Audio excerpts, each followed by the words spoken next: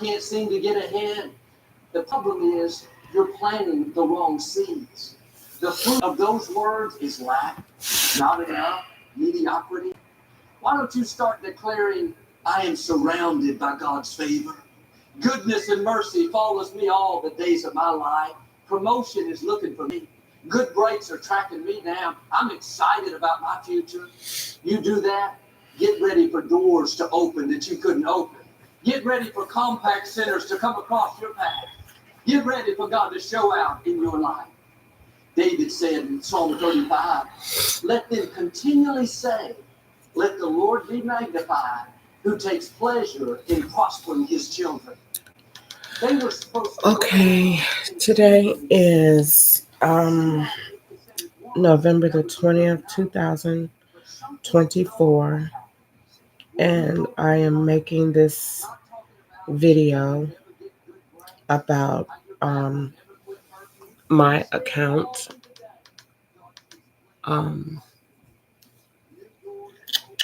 Let me see. About my phone, about my Uber Eats account, and about Cash App. And so I'm probably going to go all over the place with this because Uber Eats is all over the place. So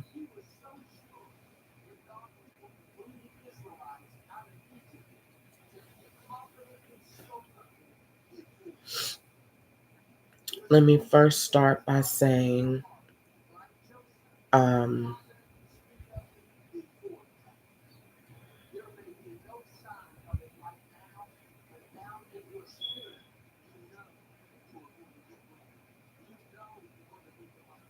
one second.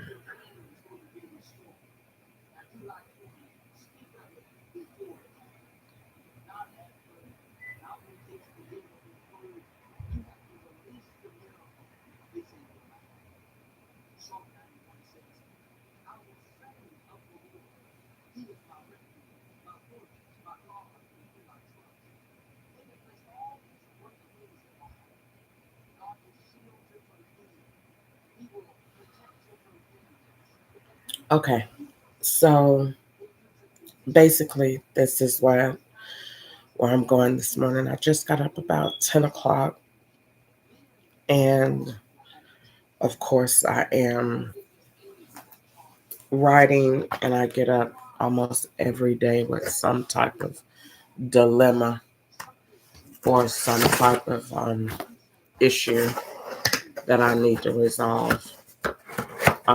It kind of keeps you on the hamster wheel. And so basically this morning, I don't have to do it, but I want to make enough notation about it, so I do it. So hold on one second.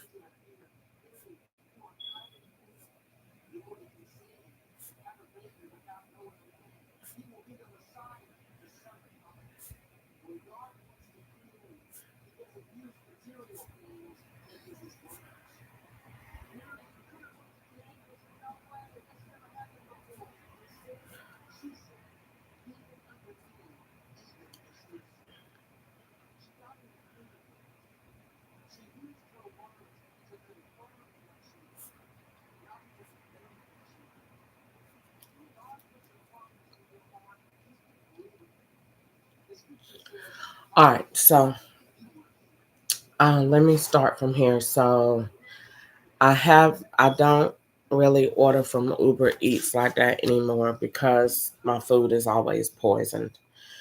So I ordered last night, and I went in there to see if there was a cancellation fee. And once I saw that it was, I clicked cancel. And because someone else is operating my screen, they click cancel the order. I click don't cancel, like you get out of the screen.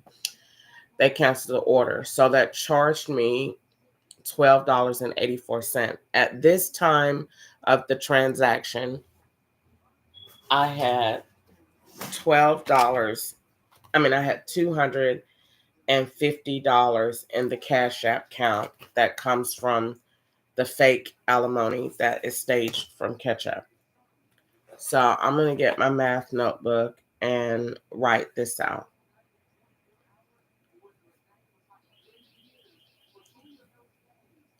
So there was $250 in the account from Ketchup. And I think it was some odd cents. So let's say I could go back and actually check that because I know what I had when I did my Uber ride. But let's just say $250 was in the account, and I think 67 cents. And I think they're so slow that they actually still left the 67 cent in there. No, it says 25.07 now. So they took off 60 cents for something. So it was $250.67 in the Cash App account when I made the transaction. So once I made the transaction, the first transaction I made a complaint about. So I'm going back through Cash App as I'm doing this. So the first transaction that I made was to Domino's. And I recorded the screen ordering, and I don't ever tip them because number one, they're law enforcement, and number two, I'm not going to tip you to poison my food. So I don't ever tip on Uber Eats. So and it's like tipping myself because they're working in different names to set me up. So why am I tipping basically myself when they just don't filter the money back around to me through this alimony anyway? So all of these different accounts are working to make up $250 a week, and then they get to keep whatever is over that, and then they just send $250 a week to whatever Cash App account is connected to me on that day. So because it always changes to different names. So I'll order the 250. I order from the account first, and the first order should have been 22.81. Now, if you go look on Uber Eats, if you pull it up for a regular person, I'm not regular, so the law looks for any way to charge me extra for anything. They just tap on whatever fees they want because they use these fees to take out and put to the side so that they could balance all of these different accounts that they have associated with me. So I may be spending $22, but the person that's next door using the duplicate account may be spending $32. So they're going to charge me an extra 10 to cover the 32. So this way, when they settle both accounts at night in the back office of these banks, then the money is settled and both accounts match. So what they do is they work through your totals. So on this transaction, my first total I go in here. Now I'm looking, it says that Domino's is only charging $149 in a delivery fee. Okay. And then it says save with Uber One. So let's go into Uber One. And let's see, it says, this is what Uber One says, and this is how you can see how I'm railroaded. It says 0 delivery fee. So you don't pay any delivery fees when you do Uber Eats. It says you get 6% back on rides. You have thousands of options. You can cancel your membership at any time. You get member-only promos and special items. And it says that it says 0 delivery fee on eligible orders, up to 10% off on eligible orders, 6% back on rides, taxes and fees as applicable do not apply towards order minimums on Uber cashback benefits.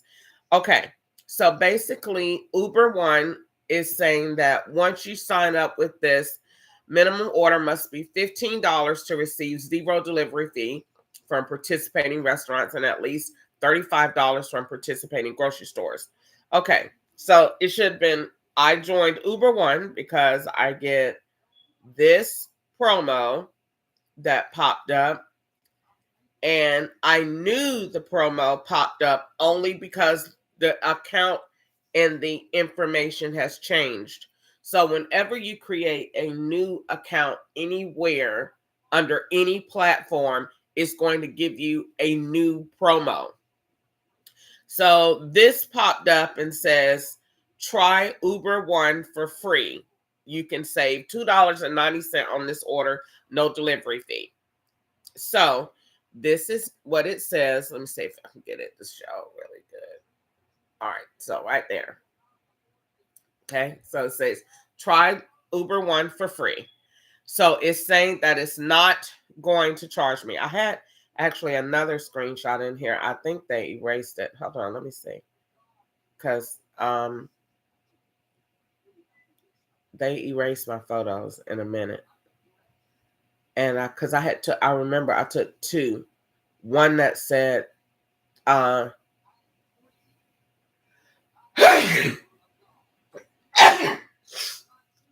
one that said, because this one just says, let me see. This one just says try, but I actually took another one that it said free for 90 days or free for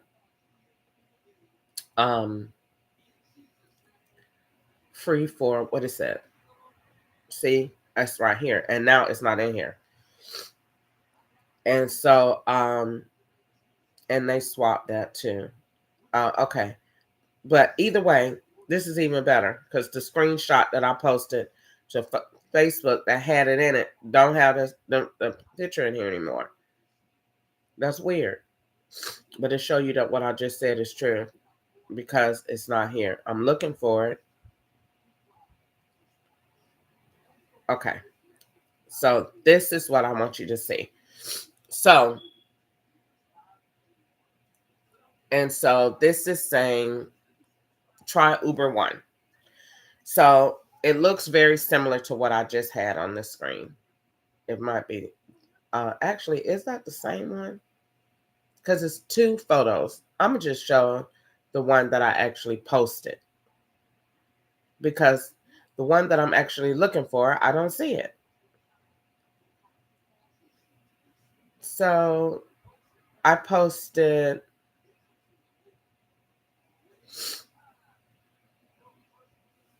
this one right here that says join and one says join and save, and then one says the actual. See, if I put it too far over in the light, it won't show. So I put two pictures on Facebook. One says save 55% on Uber One and join, and then one says try it for 3 months for free. And as soon as I clicked it, it charged. Now, I noticed that what they did was put the other card at the bottom of that, and I paid with Cash App in 5336. So I know for a fact that if I only have one card and they have 10 in progress, then all 10 are linked to this one card. So I don't have to ever wonder which card are they using because I only have one. So if I only have one Money Network card, the reason it's called a network is because a prepaid company may have 12 companies under one umbrella.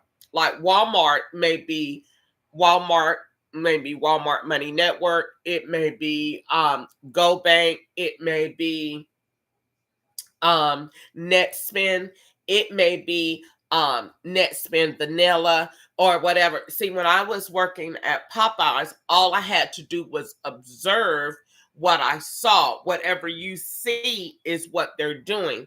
Now, granted, they make you see things so that you could build it. And if you build it, they'll do it. But at the same time, if you don't build it, they're still going to do it. So it's kind of like a catch-22.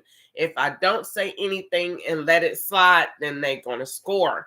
And you didn't say anything. If I say something and catch it, they're still going to score and do it. But at least they're going to work around it and try to change it. But if I don't say anything and I just let it slide, they're going to just really make way with that. So long story short, back to this. I know that Cash App account is all things connected to every criminal enterprise in the entire world. I know that. That is the only reason they let me have it. It's the only reason that it's the reason they connected me to it was because it's all things virtual. And so agents don't need a a person, so to speak, because this is virtual and it's online. So anything that is virtual and online, this is where your swaps come into play and how good we can make it, making you be us. And this is the purpose of people living around you. This is the purpose of the incoming text. This is the purpose of why you get the phone calls. This is the purpose of the whole operation. It's to satisfy that part of the equation. So if we were doing math and says x plus y equal mb or yb equal mx, whatever it is, we have to solve for x. So solve for x is solving for her picture and her presence in every scenario. And once we do that, then it's just a matter of time and a matter of poisons before we can make her look crazy, to make it look like what we're actually doing is not actually happening. She's recalling events from what she's already done in her past. This is what their whole bottom line punch table setup looks like. So going back to the initial beginning with Cash App, I know when I woke up from my nap about 10 o'clock at night, I woke up and I got my phone. It was all black. I know that automatically means they have changed it. So at first I was saying, well, when I go out, it's all black too. So maybe they change it when I go out. No, they're changing it when they're using it, when it's something else. When the IMEI number is on a different device and that number is in use. Whenever these incoming texts come in, because everybody in the world that calls me is affiliated, is in the operation.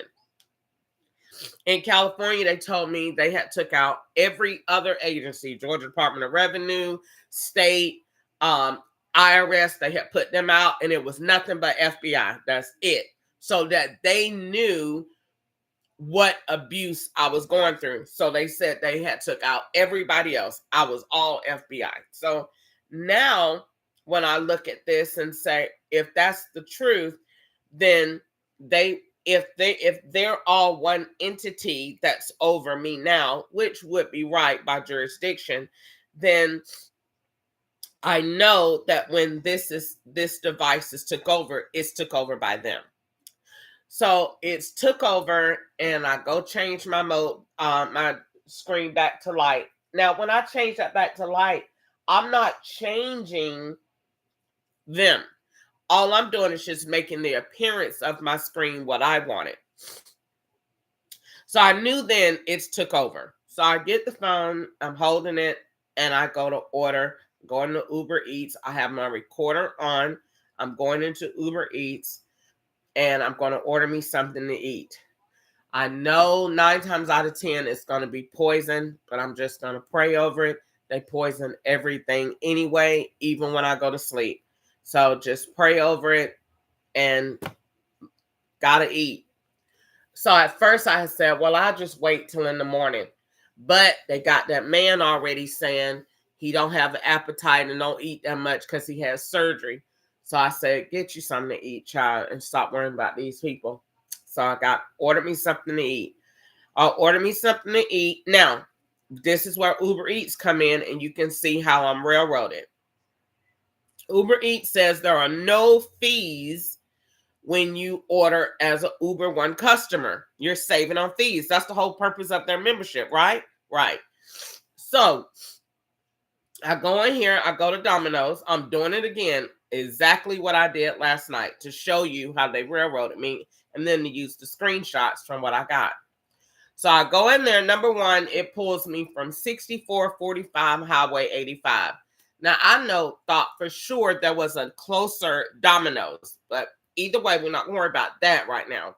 It's pulling me from the Domino's towards Upper Riverdale Road. Now, why is that? They got scouts down there, more than one, living in places that are set up to be me. So who's ever working or on duty that night or on duty at that time is going to pull closer to them, or the agent will decide where he's going to pull the Domino's order from. So they pull the order from 6445 Highway 85. Now, they pulled it there too because they are already set up to work there. So when this unfolds, the first logical question anybody with integrity is going to ask is, why is an undercover agent set up at Domino's? They have ruined themselves right there. They're set up there because they are working there as me under GPS hospitality and staging the income as a delivery driver. So when the delivery driver comes out, this is a swap.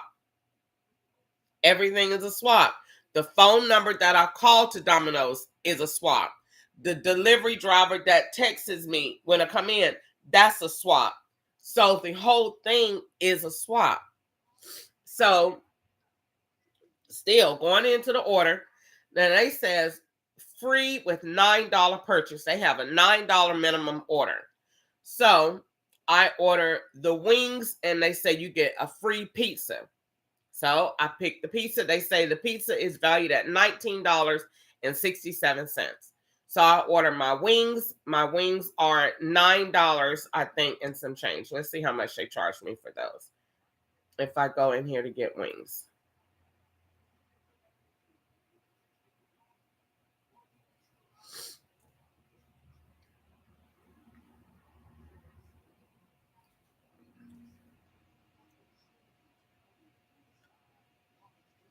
Actually, wings are $11.89. So I'm over the minimum order. I order $11.89 worth of wings, right? Now, that's supposed to be free. So how did this order go from $11.89 to $27.31? That's what they did. The pizza is free. So I go into the app. Let's go in here and see what the law charged me, because Uber Eats is not doing this.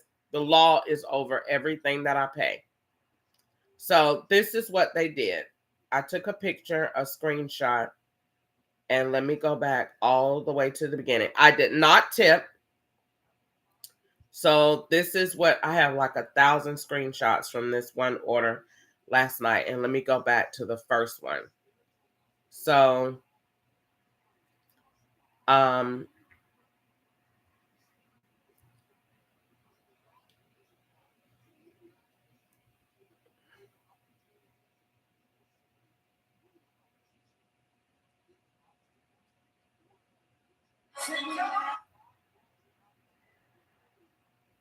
okay, so I have, all right, so here is the breakdown of the order. Okay, let's see if I can get that straight. All right, so they charged $11.89. They charged $19.67. And then they said subtotal is $11.89. So this is how Uber is getting over. Okay. they're announcing to you that if you join Uber One, you can save on all of your delivery fees, right? Right. That's what they're saying. That's the purpose of the membership. So you don't pay delivery fees. You only pay the cost of your items plus tax, right? Right. Screen recording my thing with Eats. This is what I do because I know I'm being set up.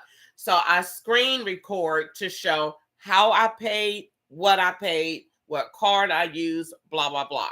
So what they did was they took the garlic wings, $11.89, and they give a bonus to say free, right? The reason they're giving you that bonus is because they want your orders to look large. Because remember, they're staging me to be 2XL, a large woman and a man. So the reason that they want you to get a lot of food, so they will give you something free. They're not worried it's poison anyway. So they give the garlic wings and they give a large pizza, 12-inch for $20. And this now, as they're giving me this order, the other card is actually paying the full price. They're not getting the benefits. But you are getting the benefits because we're going to tie you in with this other house that's getting the actual full order and linking you with what that person is getting by visual evidence of watching you take the order when we take your picture. So $11.89 plus the cost of the pizza, and they said subtotal is $11.89. They added on a small order fee, $4.50, a marketplace fee, $6, a delivery fee, $1.49, and then they took it off, and then they tipped $4.50. Now, that alone shows you, let's go back and pull my video up of where I am placing this order and I'm not tipping. I don't ever tip them. I'm not tipping them.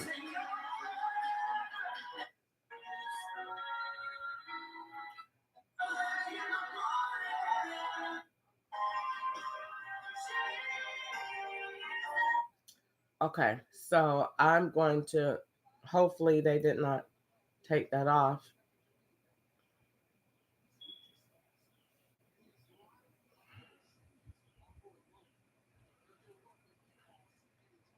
Because I posted it last night. Lucy is the job of the church, the system that God has set up to extract from heaven to history. I don't see it. Let me see. Did they take that off? Yes, because I only got one video. And it's not the video of me ordering. Okay, so hold on. Let's see. If I go back, I put it on YouTube. So let me go back and see if they took it off YouTube. I uploaded it. I recorded it. And I uploaded it. So Uber Eats. Okay.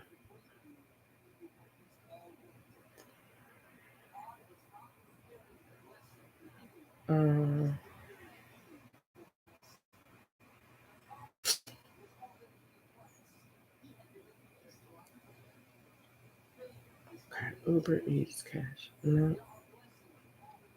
Let's see.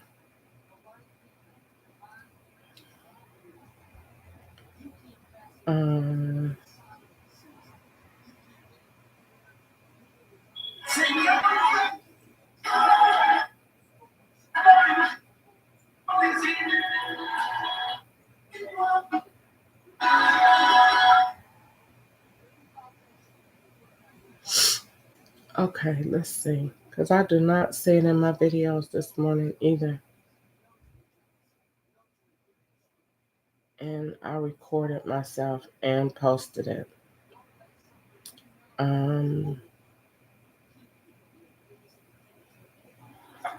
They don't have any of the videos that I posted last night. None. Okay, let me go back and just look before I get anxiety. Okay, so the last video I posted, this is not it. That's 524. So that's not it. This one, that's not it. That's not it. That's not it. All right. So the video that I posted um of 2731, I took a screenshot of me recording the food. I mean, ordering the food. Not a screenshot, a screen recording. And was I on live or was I on? Now let's go back and see if I was on live and not. I won't think this was a screen recording because I went back to show that I didn't take the tip. I didn't tip them. So I'm going to go back to YouTube and go back to Domino's.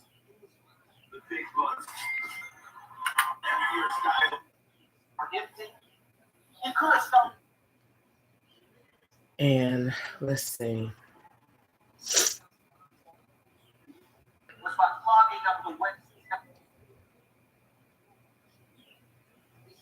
All right.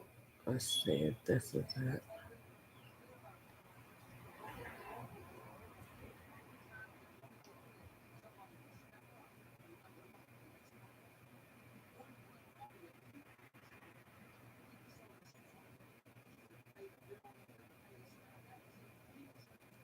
No, this is definitely not because I did it at 3:08 a.m. Let's see.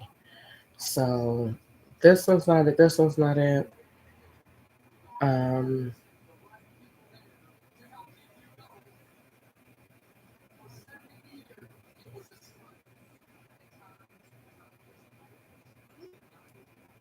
let's see.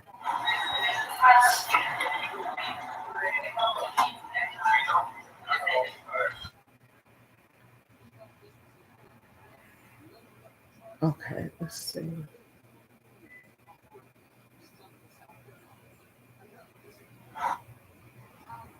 I recorded my screen and I said I did not tip them. This one was started at 3:08, so this one's not it.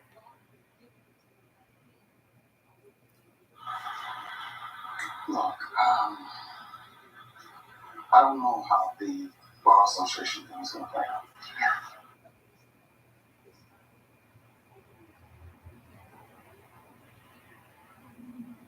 Okay, so they took it off.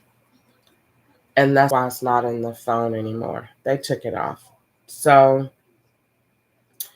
I had a video and they put this screenshot here. So they took my video off and left the screenshot of this 4 to make it look like I tipped that.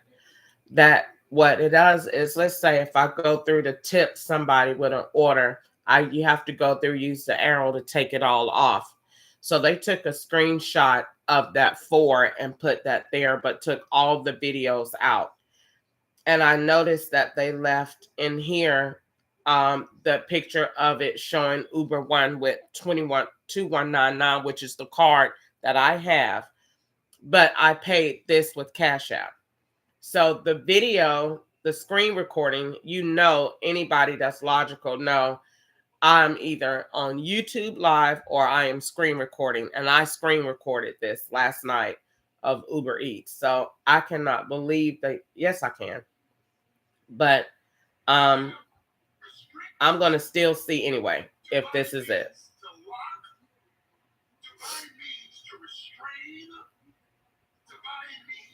Okay, this is it. All right, found it. Okay, so this right here. So I took a screenshot. So this video right here shows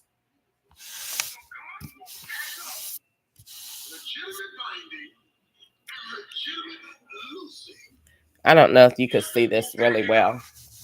Let me see. I wish I didn't have all this light in this room so I could show it.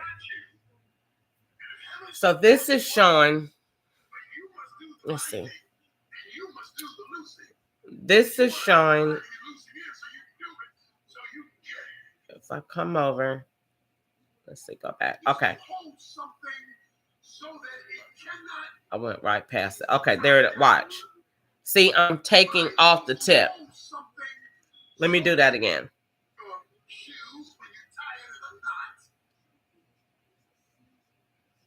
Let me go back.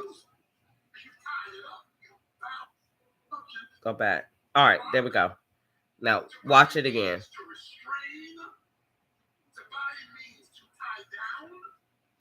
I am taking, the tip is at 0. So, the tip is at 0. I'm not tipping them. So, how did I get a receipt to show that right here? To show this breakdown of all these orders and still showing a tip. So this is going to show you, see right there at the bottom. Let's see if I can make that show really good. There it is. Tip at the bottom. Biggest day. $4.50. And then all of these charges. So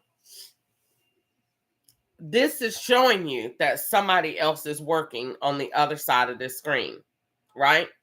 And they even make it all look good by keeping my little face up there in the screen recorder camera. Doesn't matter. The point of the matter is somebody else is operating on the other side. Clearly, you see me take off the tip and the tip is still on.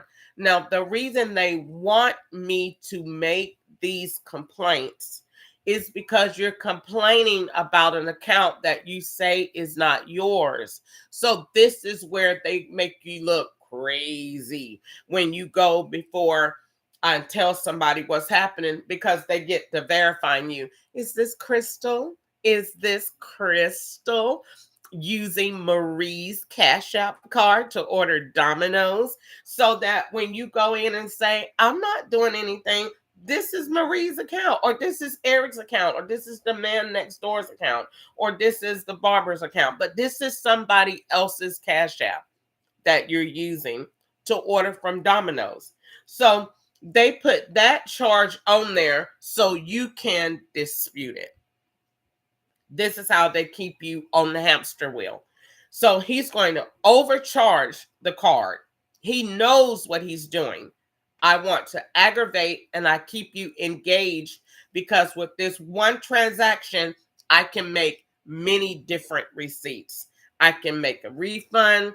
I can just take your money and aggravate you. That's really what he wants to do. But I can keep you engaged in an account that's not yours.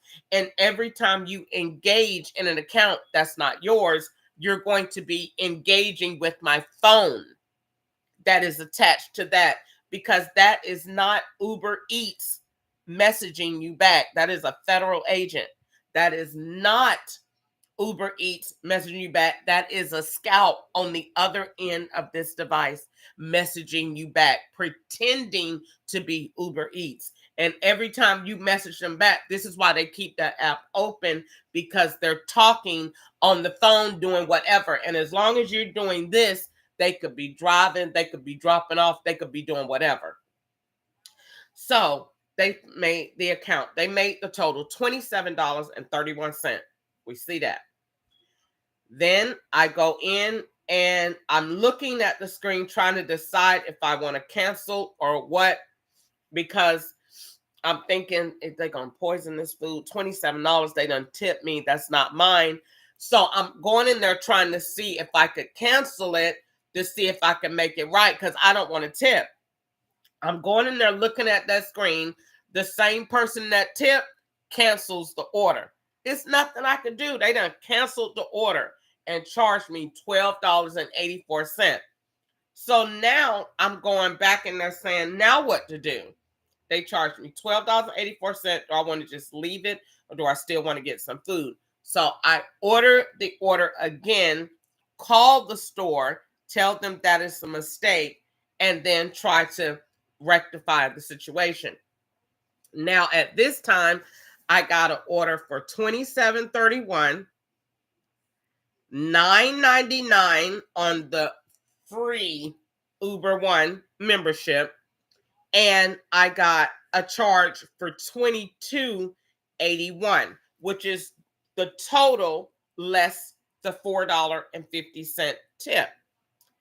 So if we add that up or subtract that, 27.31 minus 22.81 is $4.50. So if we take that and we do and we put that in, now we see that they have charged me. This is what has come out of the Cash App account, out of the balance, which is $27.31. They took out $9.99 and they took out $22.81. So they spent $60.11 out of the account. That took $250 minus $60.11. Well, we'll just say $60. That made me have $190 in the account after Domino's.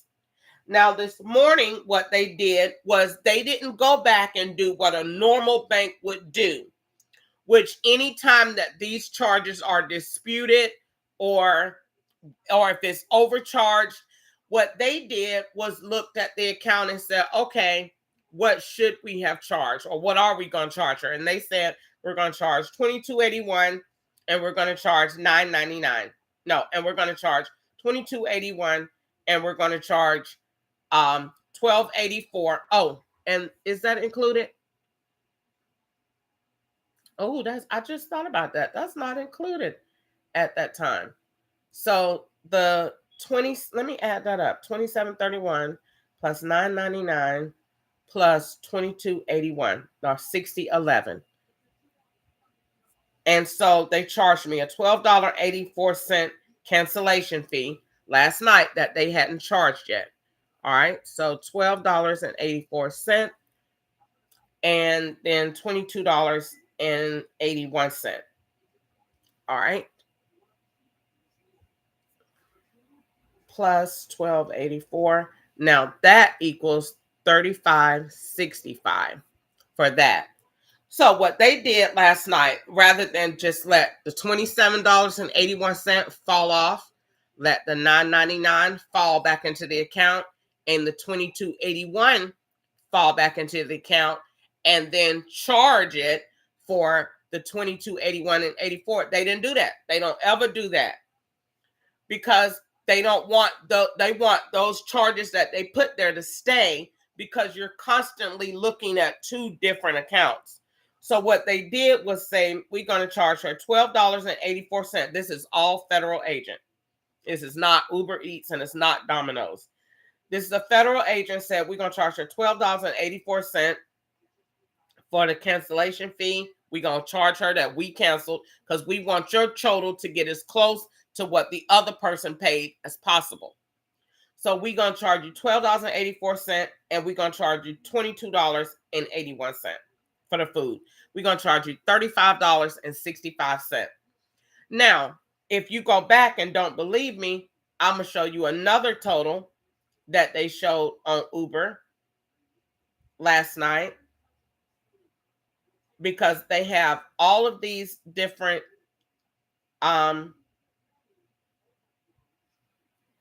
totals are different. Let me see.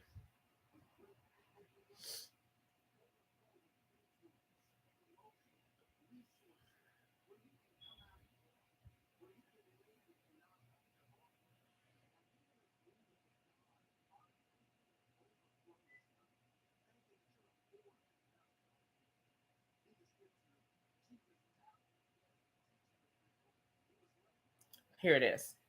Now, this one here, totally different order. So this is $32.51.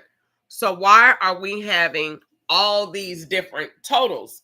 Because these are different people's accounts and they're having to make your total as close to theirs as possible, so they can justify it if it's in there with a tip, they could play around with that and play around with it just to get it close as possible. So at the end of the night, when they settle these accounts, they can make them as close to the same as possible. So they decided last night, well, we're going to charge her $35.65 for her total. So we can charge her, take that out of the $250 and $35.65. That's going to make her have $214.35. Now, I paid my rent last night, $190. So we just going to refund her $25. How are you just going to refund me $25? What is the $25 for? Even if it's for one of the charges of the 27, even if it's for the $9.99, then where is $15 come from? You charged me $27.31, you charged me $9.99, and you charged me $22.81. Yes, if you play it all out and refund it back, it's going to come out to be close to the same, but it's not the same.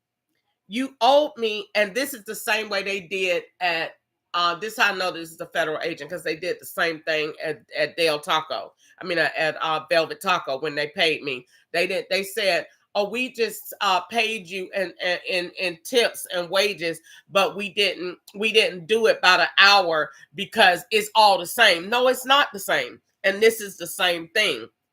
It's not the same because what they were supposed to do was charge me exactly for what I paid. They were supposed to charge me $22.81 and $12.84 if they're going to make this cancellation fee. That's $35.65. They were supposed to put all of this money back into the account and then pull out what they would have pulled out. Because if not, how can you justify that you refunded me $9.99 and you refunded me $27.31? You can't. They just said it all fell off. It didn't fall off because the money in there is not the same. It's not the same. I don't care how you do it. You can overall, that's not how, you're not supposed to overall balance a person's account. Everything that you do is supposed to be justified so that you can see it. So what they did was the $9.99, they said they voided it. All right. And then the $27.31, let's see what they said about that.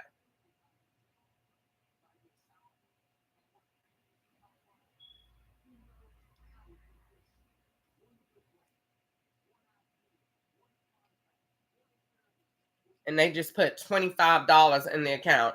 They just put $25 in the account. That's probably you had sex in your sleep, and that's a sexual charge.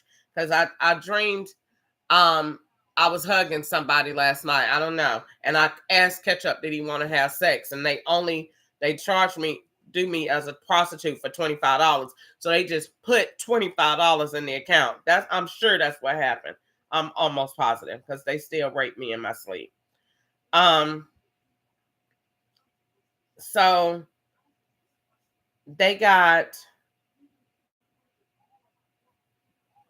let's see. I'm trying to get to the actual money that I spent.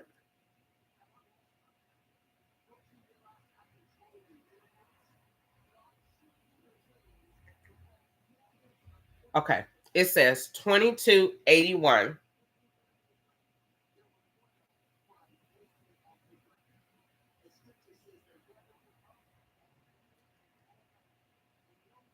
It doesn't even have the 27. I just told you, it doesn't even have the 27.31 on here anymore. So that's exactly, I just said it. They didn't do it to balance it. They didn't do it that way. They just put $25 in the account because that's just what he chose to do. But they didn't balance the account. If that's the case, where's the 27.31 and why doesn't it say voided? Because it would have put more money into the account and they wouldn't have been able to balance it. So they just didn't. They just put $25. But how can you justify just putting $25? The total was $27.31 and $10, $37.31 was supposed to have went back. Actually, what they should have done was this. It should have been $27.31 plus $9.99 plus $22.81. That's $60.11, exactly what I said. And they should have took out $12.84, and then they should have took off $22.81, and it would have been $24.46 that's left, but that still should have showed in the accounts, and that's why they just rounded it up and did $25. It should have been put back in there and voided just like that, so you can see. And they didn't do that because these are different accounts that they're using. So they just put the $25 in there, because that $25 that they added, and that's not on here either, that's going to come from a sexual, you bet you watch, and I bet you I'm going to document this so good, I bet you any amount of money they're going to either put a man's dick with that or a woman's vagina, and you going to be done had sex last night and got this $25 because the screen time on my YouTube live was way too high. And anytime it's too high, they are using that screen at night for sex or employment, remote employment. Guaranteed. Guaranteed. So, like right now, I'm going to take a screenshot. My thing says that I don't have anybody looking at my live. All right. Now, if they say I don't have nobody looking at my live, then what is that saying? They're saying that she in the room talking to herself, because you're not on live. They done took this off. So while this camera is on, they are either doing OnlyFans and got girls playing with their pussies, niggas jacking off, or doing some type of sex site online, or they got remote employment, or the guy with the phone number 615-484-6630 is working on Lyft, or they got the number, because they got a new one last night, 760-241-6683. That one is working with this camera, because this camera, this laptop is the phone. So all they did was blend this. This way, anywhere you looking is going to give us the visual. So that is what happened last night. So I paid $35.65, and they sent me a box of poison, and they feel happy about it. And so do I. And that's why I'm still talking. So I got texts this morning, 3 different texts. So something happened from 6 a.m. all the way to 8 a.m. I was asleep. And I know that because I got too many incoming texts and I was on screen record. Now, normally when I am recording my screen, the law will not text me because I am recording and these are supposed to be my phones. So everybody that texts me, that's supposed to be my phone. So if my sister texts me from, and she's in my phone as FBI device number 2. If she texts me from her number ending in 7798, then when she texts me, that's your phone that we're using in Georgia. So if another person texts me ending in 1234 in Tennessee, that's your number we're using in Tennessee. They have a phone in every state, even out of the country. And these people text you, or they form links through emails. If it's really somebody they don't want you to know or don't want you to know that number, then they're going to email it. So you'll get these random emails that are still federal agents that are just coming from the jurisdictions where they are set up and working to link your device. So what they'll do is you'll just get a random email like I did yesterday. The service at PayPal, you got a refund. That's them. Connecting me with a PayPal account. Not paying them any attention. Nick Corrales, that's the federal agent. Edwin Minjavar. That's a federal agent. These are different federal, Carlos Hernandez. These are federal agents that connect you to their devices, and wherever that person is, that's where your swap is being done. And notice they're all men because they're swapping balls. So they're making me a man. So what the process is the accounts and the information and all of the data has to match. So what they did was, when I got up this morning, I had all of these incoming texts.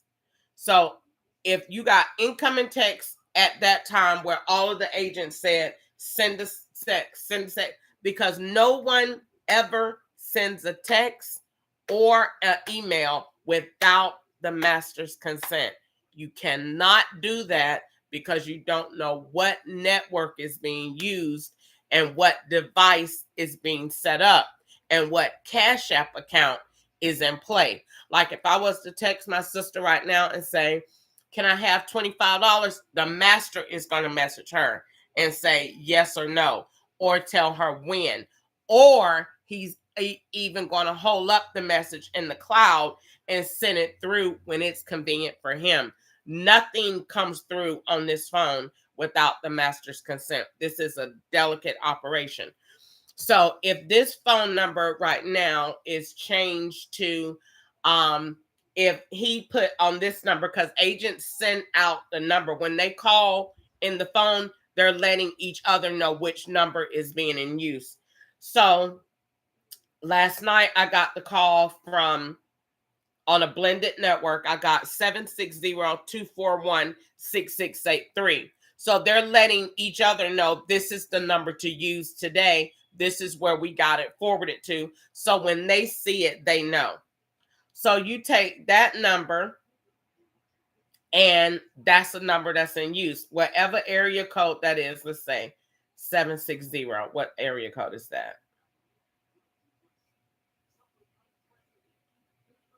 That is in California, Imperial, Inyo, Mono counties, and parts of San Diego, Riverside, San Bernardino. So if you got that call yesterday, then the emails from Edwin and Carlos, federal agents, or day before, then you know this is still drugs. So you're just looking for the drug connections. It's not going to be too much more than that anyway, because Black people are only set up in certain things. It's sexual abuse or pedophile behavior or drugs, or it's not any crimes that'll make you really look smart. It's only going to be fraud like Rex or setting any type of insurance scams, something black. It ain't going to be nothing to make you really look like you smart in court. Nothing like that. That's why they got a bunch of prepaid cards going on. Retarded. So long story short, I got an incoming text this morning. Now the calls are forwarded. So let's just see. Because I got an incoming text that says, your phone is not working. I sent a text. It doesn't show a number. When I call your number, I'm not going to engage in that. I know that's not true. A federal agent sent that. They like to aggravate. They want you to say, why is my phone? I'm not going to get worked up about it. I'm going to go look over here at Cricket. I know my phone is on. My phone is working. I paid my $25 bill. They change phones all month. They have over 30 phones out here on networks set up. So they want you to look like you keep getting phones and changing identities and committing crimes and renting cars and making IDs and doing all this stuff. They're retarded.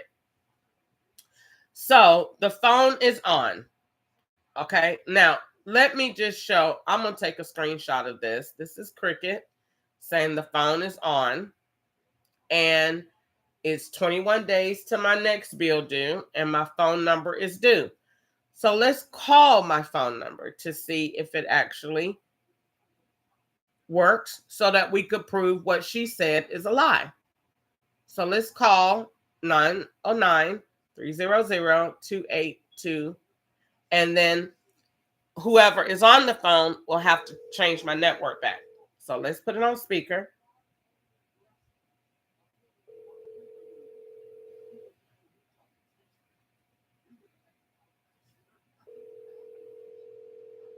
I'm trying to put the dang app on speaker.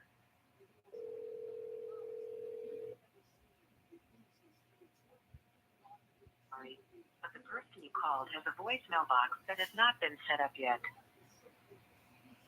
Goodbye. All right, so let's call that again. Shouldn't have to do that, but I'm trying to get my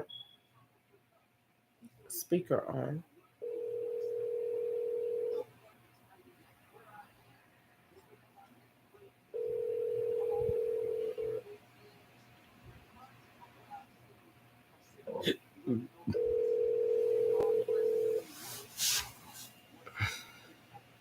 Sorry, but the person you called has a voicemail box that has not been set up yet.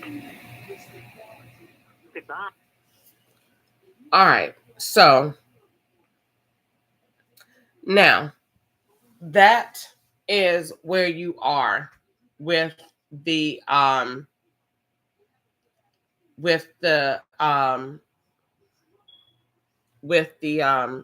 phone. So I'm not going to pay attention to the text. So the next thing is it's on my screen that I called from the app. 470-804-8881. And I didn't have any issues. So my phone works, and my phone is ringing, and my phone is on, and I don't have another number. But I know the plot, so I don't pay any attention to it. When you see it incoming, anything incoming is false. Anything. I don't care what it is. As soon as you pick up a phone, an agent is going to see, because they're watching. This is what they do all day long. A bunch of white men in a room or wherever they are. And whenever you engage with that phone, they get an alert. And sometimes it's artificial intelligence. They don't need it. When it's email and all that. That's AI. So you engage with the phone, and as soon as you engage with that phone, that's why as soon as you look at that dot, they go to texting and calling. That's not a coincidence. They are working. They are swapping at that time. As soon as you look at that dot, an FBI is going to message or call that phone. The only reason in the world they are not doing it right now is because, number one, they're behind the screen on this laptop, probably jacking their balls on some type of site and doing that, or got somebody playing with their balls. But other than that, they're doing something right now. They are never, ever not working and not swapping.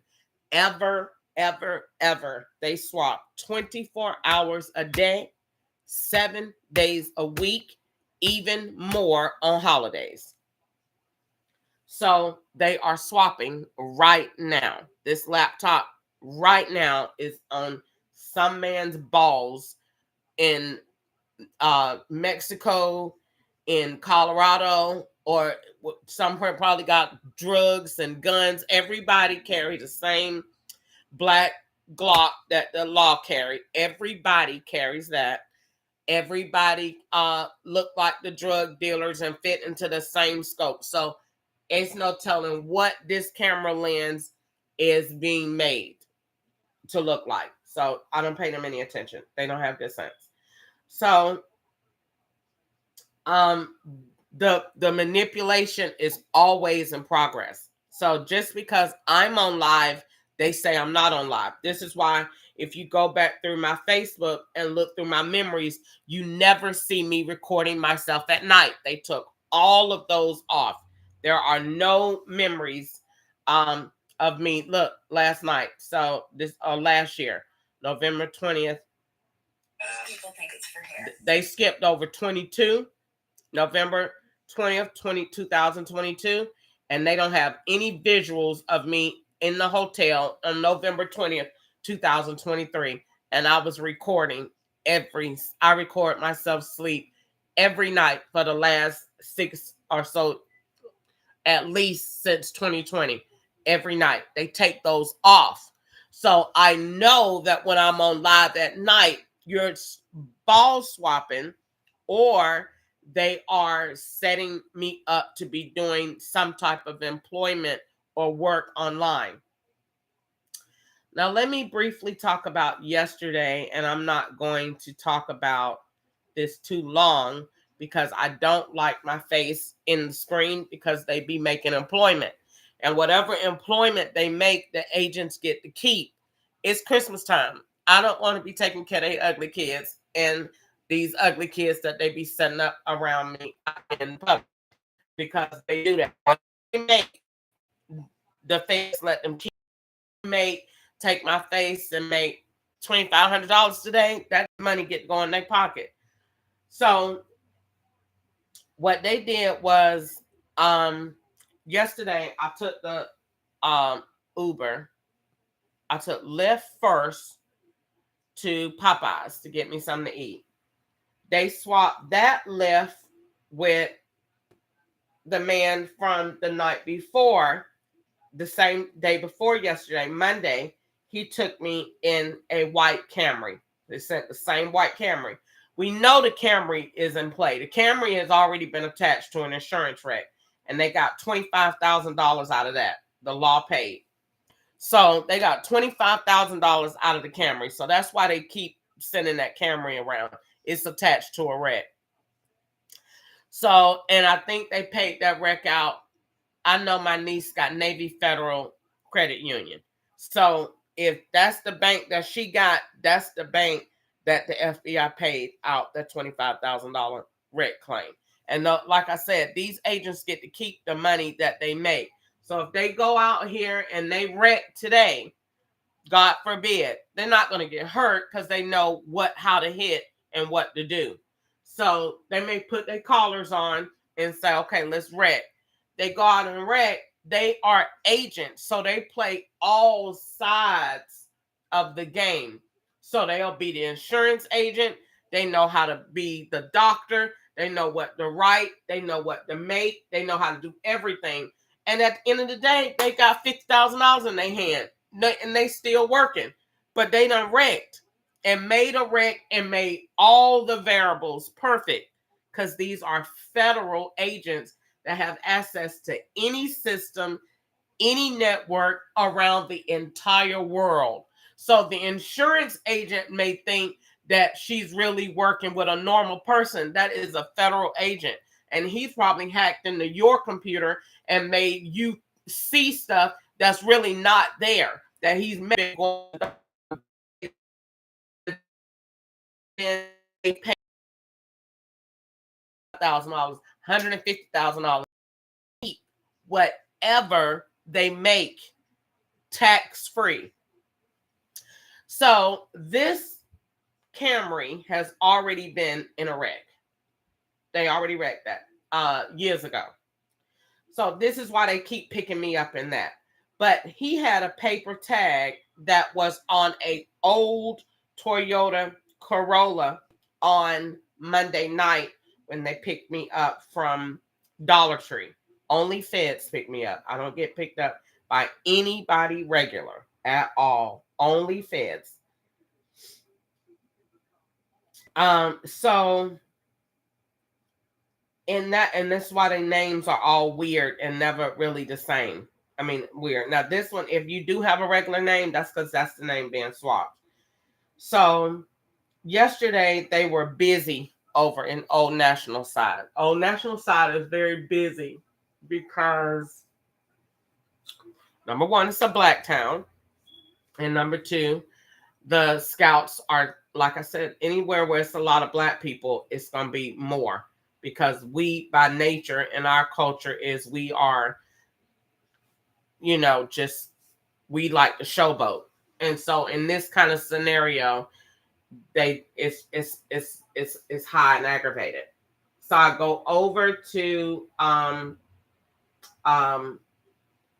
Old National to get me something to eat, and they got the number one. I said, I'm thinking. So all I have to do is think about what I want to do, and they're gonna put a scout out there to do it.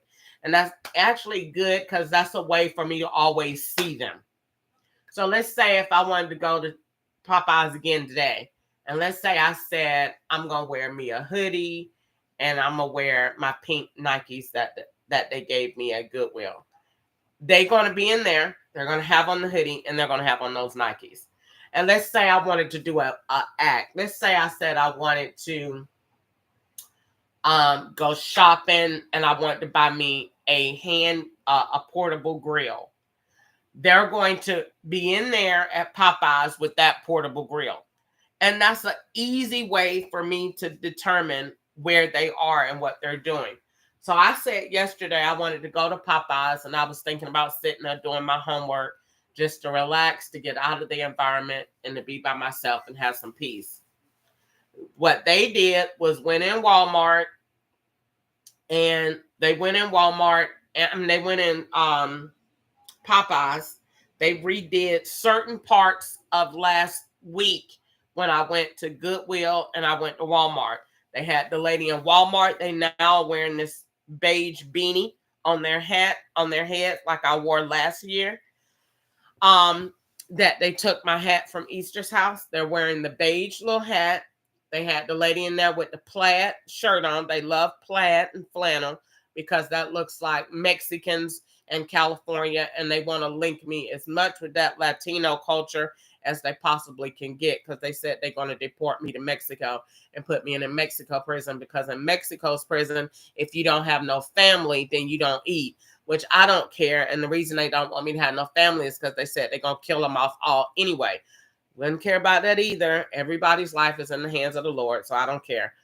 But speaking of killing everybody off, it really makes me think about my children, because I'll be saying, if they're not letting me talk to my kids and have staged me with a whole daughter that Ketchup got and made me have whole other kids, then that really is saying to me that where is my kids? Because now it's making more sense of why they killed my mama. Because if they didn't kill my mama, then my mama would be alive to say who I am and have blood and all this stuff. And I'm wondering, the more I look at their movies, I'm wondering if they showed us a funeral and cremated her. Because I said, if they changing my whole DNA and making me a man, then they could just exhume mommy, not if they cremated her. See, I'm thinking these are federal evil white racist agents that do this for a living. And I'm thinking, if they done went this far, it ain't no mommy. They probably, because Gwanda and Sheila, I hate to keep bringing them in on this because I don't want it to seem like I got no animosity or nothing in my heart against them. But they was in on the operation all the way back then. They the reason they did it. Mommy prophesied her own death and said that they were going to do it because the insurance money was that much. Mommy never said how much it was, but she told me that it's enough that she knew that something was going to happen, and she did not want Sheila to have that policy on her. She was mad about it, really mad. She said that she only signed it because Sheila told her that she would have access to it. And once she signed it and called the insurance company, which was the feds, then they told mommy, you don't have no access to it. You just signed on for her to get it. And mommy felt tricked and she was mad. So mommy said, I don't want her to have policy. And they told mommy, then you can't take it off because you're not the beneficiary. You're not the holder. So you can't change it. And mommy felt tricked. She was mad. That's why her and Sheila didn't talk anymore. She was mad.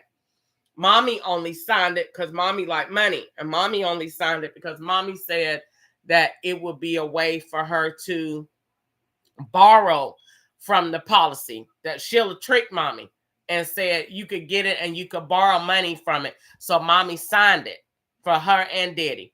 And they did it. They knew all along they was going to kill mommy off because the feds was already in my life back then. So that once I proved that they was in my life back then mommy's murder gonna make sense. And once mommy murder makes sense, then it's gonna make sense about everything else. And so that's when I got to looking at that yesterday. Well, if they making me a man and saying I had a sex change in prison, that's why that prison photo going in looked like one thing and coming out, they did that on purpose. They did that on purpose. That's why they stole my prison ID card in California. They did that on purpose. So it looked like you a man and you came out looking like this. And they put that same boy with the hair over there on Flint River Road. That's exactly what they did. And they made this picture right here. That is not my prison photo. Them people made that junk and sat there. And I'm looking at them and saying, these people are retarded. Yeah, so they did that.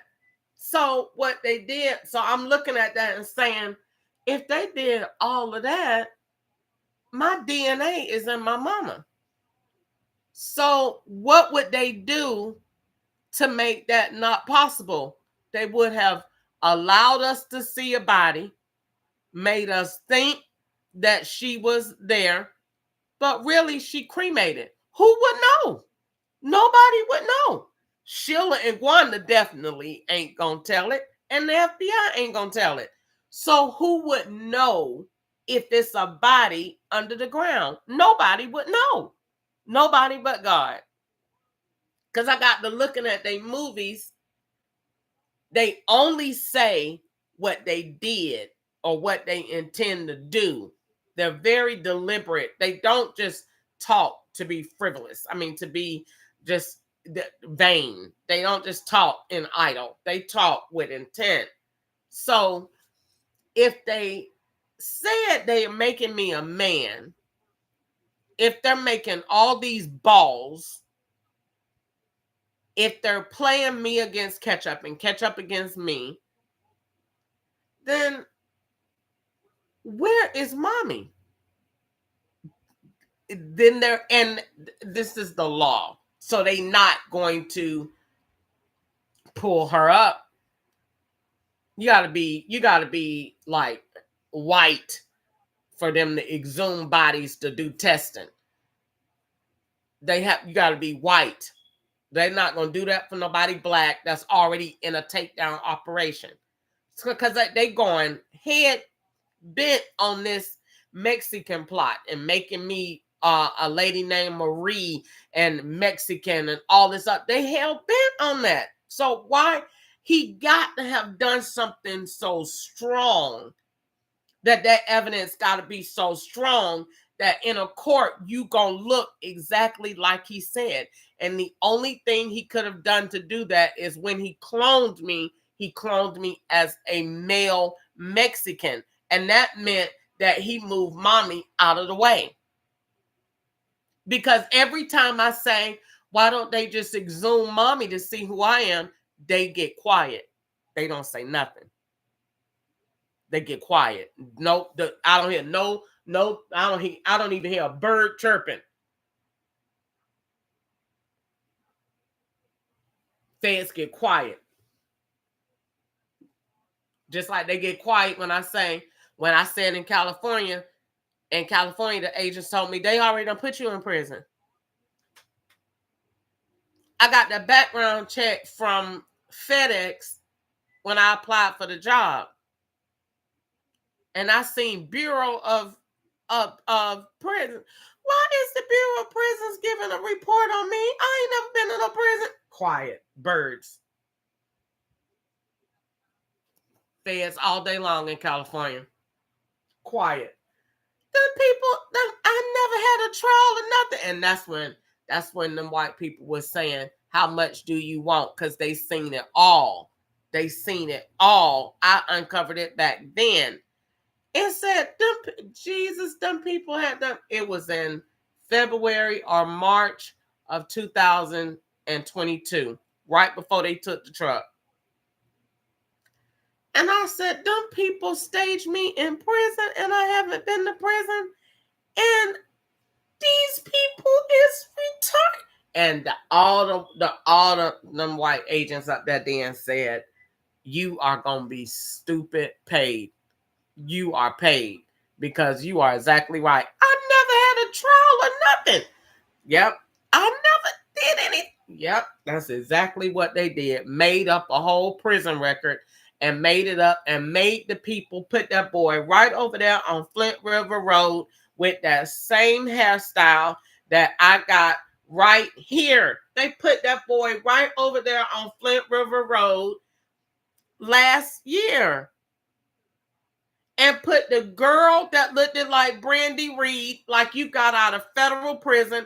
And that's why when I made that federal complaint, they allowed the application waiver to go through because they took that and they took parts of what happened with Sharon to look like you got sentenced to X amount of time and you got out on a habeas corpus because that's what they said they were going to do.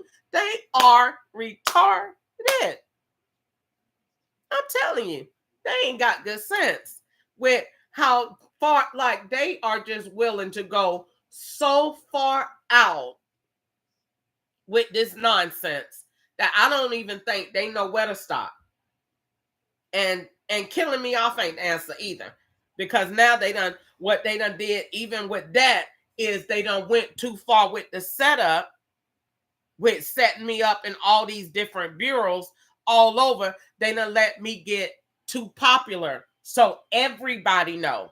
So now we can't even do that because everybody know. It won't be like we could just do it like we done did other black people and kill her off and say it was drugs or say it was this, that, and that. We done let too many people know. And the bad thing about that is everybody ain't down with it because you still got people that are saying, but we do this normally when the person wrong, normally when the person is really a bad person, but we doing this to a person that don't really want to do nothing but serve God and help homeless people and really make changes in the world from stuff that we know is already messed up. See, that's where I'm alive. Because they sit back, the white man sit back and say, I normally do this to people that really do molest kids, that really do kill people, that really have got away with a real bad crime that I didn't catch them for, and I caught it late, too late to prosecute on. So I just prosecute in my own way. They really have that. But in this case, this is a person that is really not nothing that we said. She's not a criminal. She's not doing none of the stuff. She's not making IDs. She's not making money. She's not trafficking kids. She's not doing nothing in these Uber rides. She's not transporting kids nowhere. She don't have a daughter. She's not a man. She don't have balls. She don't look at porn. She's not working online. She's not a prostitute. She don't do drugs. So in that regards, his mindset is, I want her to be alive, but she keep telling on all the stuff that I did. And that's where we got a conflict. That's where the anger comes in, because all of the stuff that they did, they figuring, how did she know? That's how they came up with the plot. She talked to dead people. Her mama told her. They came up with, in California, a lot of you not. When I kept hearing them keep saying, we gonna do you like we did your mama, they said, my mama told me. They told me when they said that. They said it. They told me. I kept looking at, if you keep saying you gonna shut my kidneys down. If you keep saying you gonna make me blind, if you keep saying, then that's what you did. Because everything that they said, mommy left here quick. And that's because she couldn't believe everything that was happening. And she was under Gwanda. And Gwanda is a serious informant for the Federal Bureau of Investigations. I don't care how mad they get. That junk is true. That girl is true. That girl told me, I know. She told me in 2020 in May at her house, we had an argument. Me and Ketchup had an argument because Ketchup went and met a federal agent at the trash can because they told him that furniture was down there. And I got mad. And so I didn't want him going down there because I didn't want him meeting them. And Gwanda, me and Gwanda got into it. And so I was telling Gwanda all the stuff that was happening. And Gwanda had the Fed on the phone. And Gwanda told me that day that the Fed said, and that Curtis said, and he ain't following you no more. And so they confessed to it then. So Gwanda is them.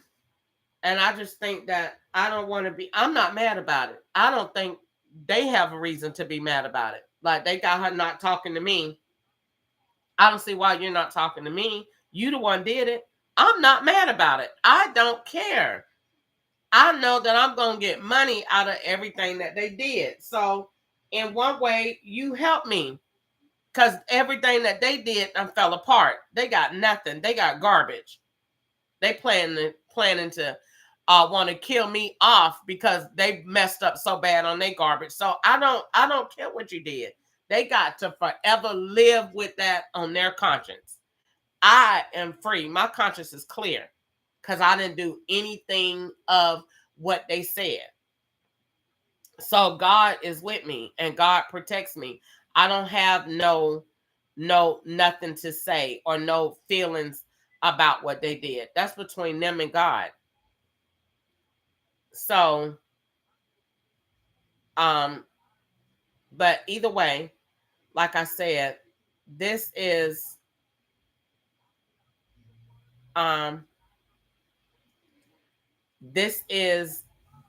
just a mess.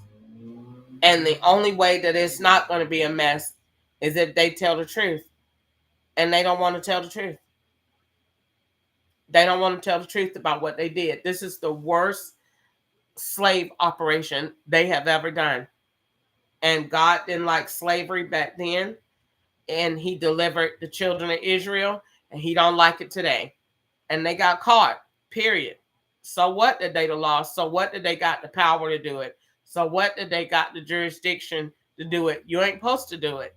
You're not supposed to captivate a person because you want them to go to jail because of what you missed that they did. They should have came and got them IDs in 2004 when I went to jail, but they didn't. They let that lady Doris go and get with Trav and continue to be mean. When all I was doing was renting TVs and selling them.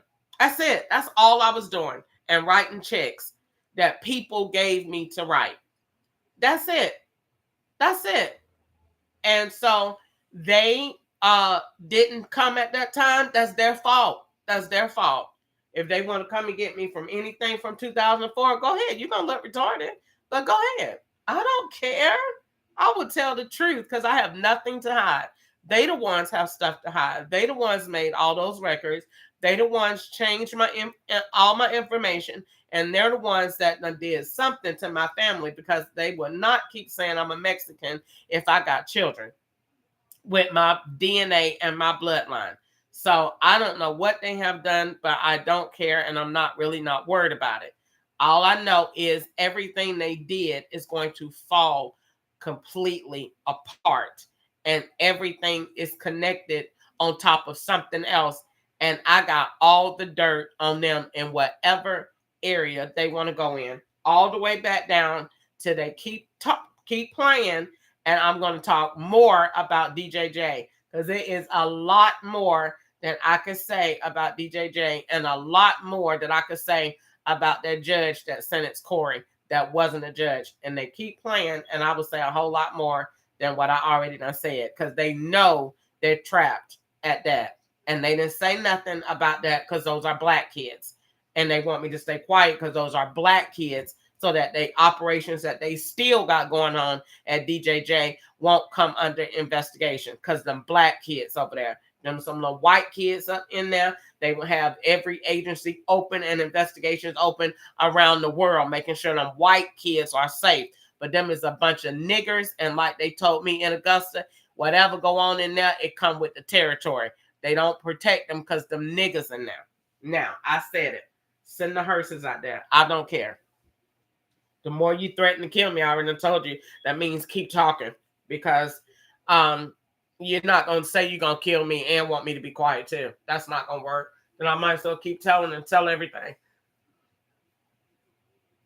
So I keep wondering that, like I keep thinking about Corey. If they have given me a daughter, they gave me this dollhouse, and I know they wanted me to buy the dollhouse because the dude at Amazon put it there and set it up. So at first I said, did they put it there to make me Miss Harriet, so it could look like I'm selling dollhouses, I'm making money from this, so they can link Hobby Lobby? No. They done gave you an actual daughter, and when you leave and go out, they probably bringing that little ugly girl in this room to play, or they doing something. Or in Flint River Road, that same house, they had that same boy with them dreads looking, and they said that boy said his sister died. And then I got to looking at the movie that they made me look at, not made me, but I looked at the other night, called Angels in the Snow. I fell asleep on it, and that was their movie, and they said the little girl died. So whatever they done did, they staged me with a daughter that done died. So they not worried about her having to testify or no evidence or nothing, because they done killed her. They done made the profile and killed it off at the same time. And they done did that. I know they did that. And so they done made too many movies about it. And whatever that little boy said on Flint River Road, that is the truth. And when I said I was going to call the defects on that was a federal agent's son, or it was a clone boy that they put in that room to play the game all night that was linked to me. And they told me, if you call 911, you won't get up in the morning. And so I left it alone, because I knew they were serious. When they said that, it was only because that was somebody's kid, and I would have made the whole thing fall apart. So they would have been screwed. So they got mad at that, because they would have made that, they would have really been like, what in the world is this?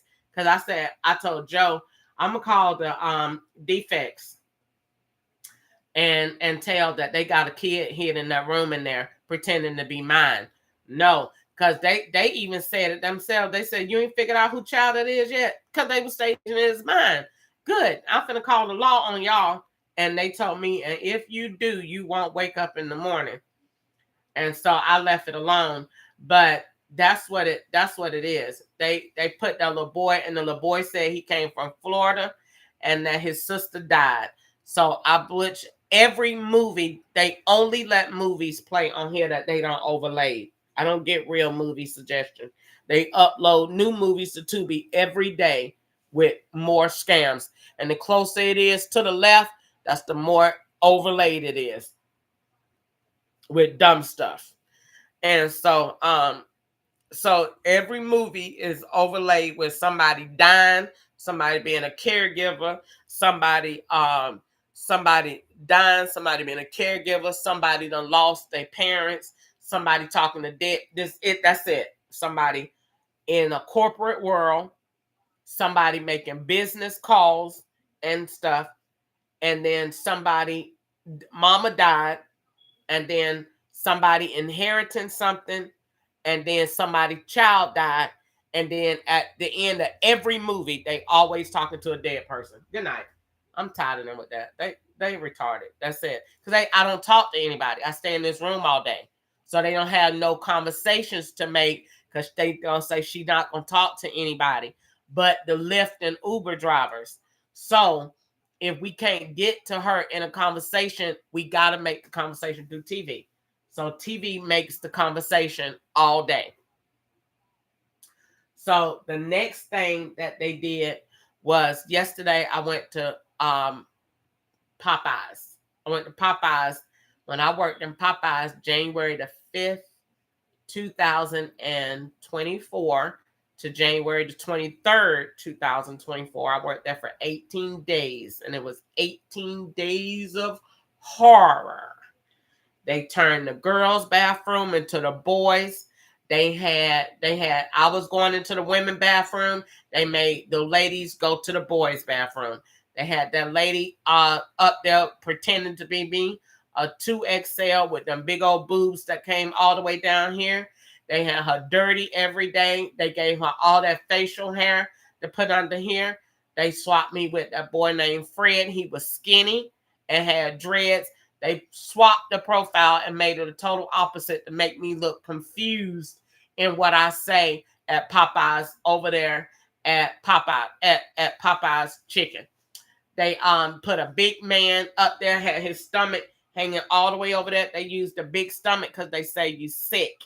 So they make the stomach big and they make it hard. So anybody that's swapping me, they give them a big old, either a big fake stomach to wear or they got a big stomach. And they make them stomach, and the FBI wanted to look real hard so you can look sick and fat, and that you eat all that grease, so that when they kill you off in what they doing in their Domino's pizza, you gonna look like you was already like that. That's why they keep sending these people around with these big old stomachs and these balls, and they want that man to lay up here next to me. Devil is a lie. You finna get out of here. So they put that man and put a name Fred. Nobody, I don't care where you go, nobody in Atlanta, Georgia wear name tags around me. The feds tell them to take them off. They said it's not the law that you have to reveal your name. So anybody that got on a name tag, it's because the feds done swapped that. That's a swap. Because nobody, nowhere, I can go to Walmart down here, ain't nobody down there got no name tag on. Nobody. Only the people that's in the swap. Nobody else have on name tags. Nobody. Not at a bank, not a manager, not loss prevention, not the police. Nobody. You just walk around, everything is stripped. Nothing is on there. Only people wear tags is people that's in the swap. So when you see that name, you gonna think, and that name goes somewhere else. So when you go in Walmart and that black lady that's fat that work on around number 22, and she kind of not too short, she heavy set, dark skin, and got that name tag on Jean or something begin with a J, and she dark skinned and pimp around there like a man. That lady, they put that same lady last week at Walmart in Old National Highway, and she was on that roller scooter. Ma'am, you work at Walmart on Highway 85. They put her over there because they blended them two stores and had that lady over there in that cart. And when she spoke to me, I rolled my eyes at her.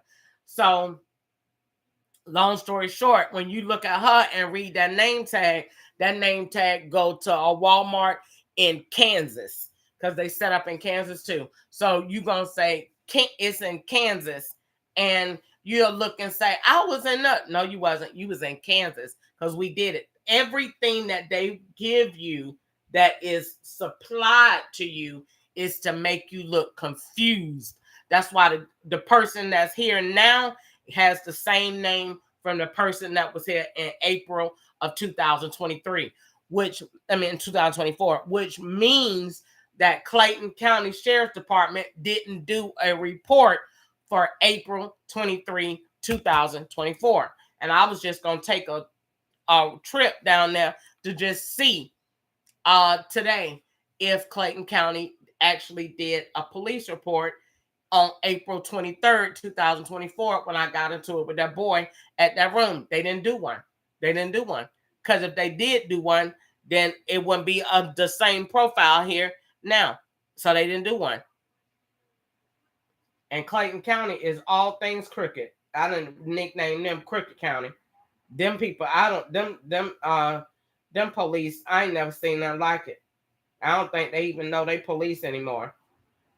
They don't. They don't. Them people just get them jobs for authority to do crime. They don't. People ain't caring about no civilians protecting and serving. People don't know nothing about that. They get them jobs for the authority that come with them so that they could do the crimes without getting caught, to have access. That's all they get them jobs for. The police get them jobs for is so that they could be better criminals than the criminals that's out here. They can do it and get away with it. They can hack into accounts and get people information and go slide. Do you know if a person sifted 10 cents out of an account every day from 100 people, how much money he will have at the end of the year? I watch them people shave off pennies out of my account every day. It never adds up. It never balances, ever. I could look at they took $5 out my account the other day. And I bet you when I look in the other day, they ain't put it back. They cipher money out of your account every day. Do you know if they cipher pennies out of your account every day, how much money you will have at the end of a year? If they did that to everybody, these people have access, undenied access, and they can go online and go anywhere they want to go, and nobody can see it. That's why they get mad at me when I say I want to fix the cyber world and regulate it, because God told me to. They get mad and threaten my life because they operation will be shut down. They can't do it no more. They don't want to really not want to fix cybercrime because they don't want it. They don't want to fix cybercrime because they're the cyber criminals. That's why, because the criminals is the law. That's why they don't want to fix it, because it will stop them. They ain't worrying about stopping no little local people. They don't want to stop themselves. Because even if we fix cybersecurity, even law enforcement will have an imprint on everywhere they go. And they don't want that.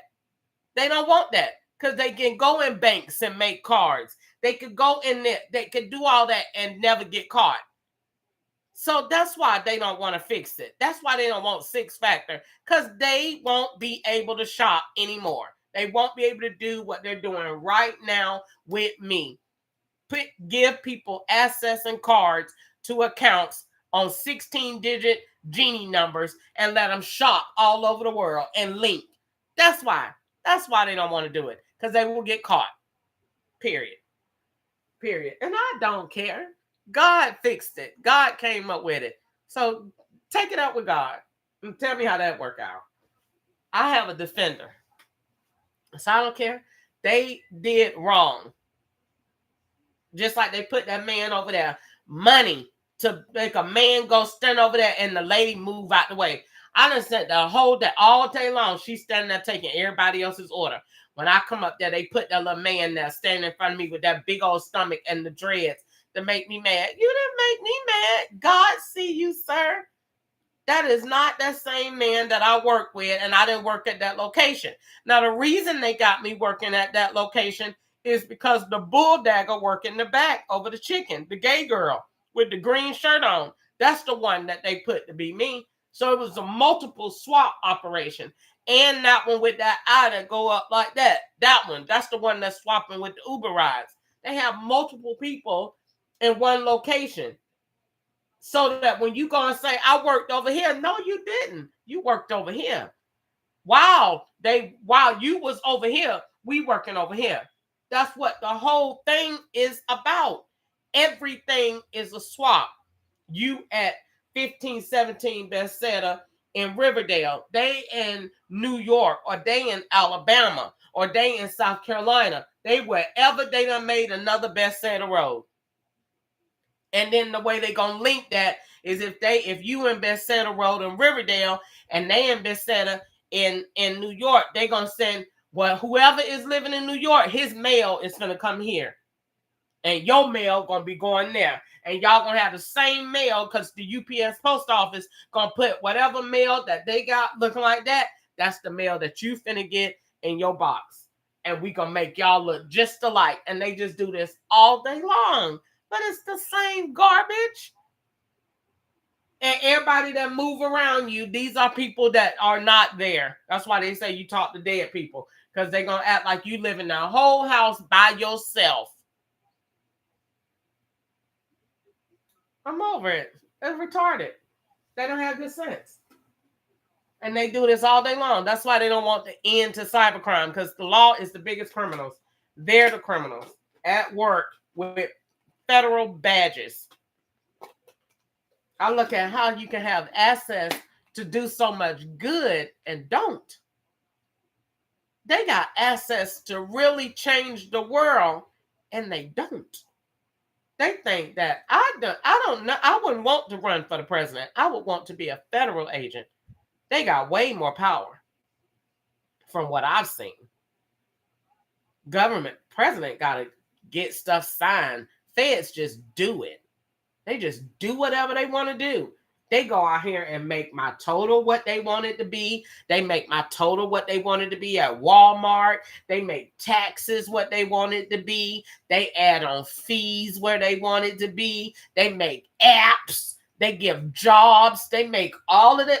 Who wants to be the president? Be a Fed when you could do whatever you want to do and wherever you want to do it.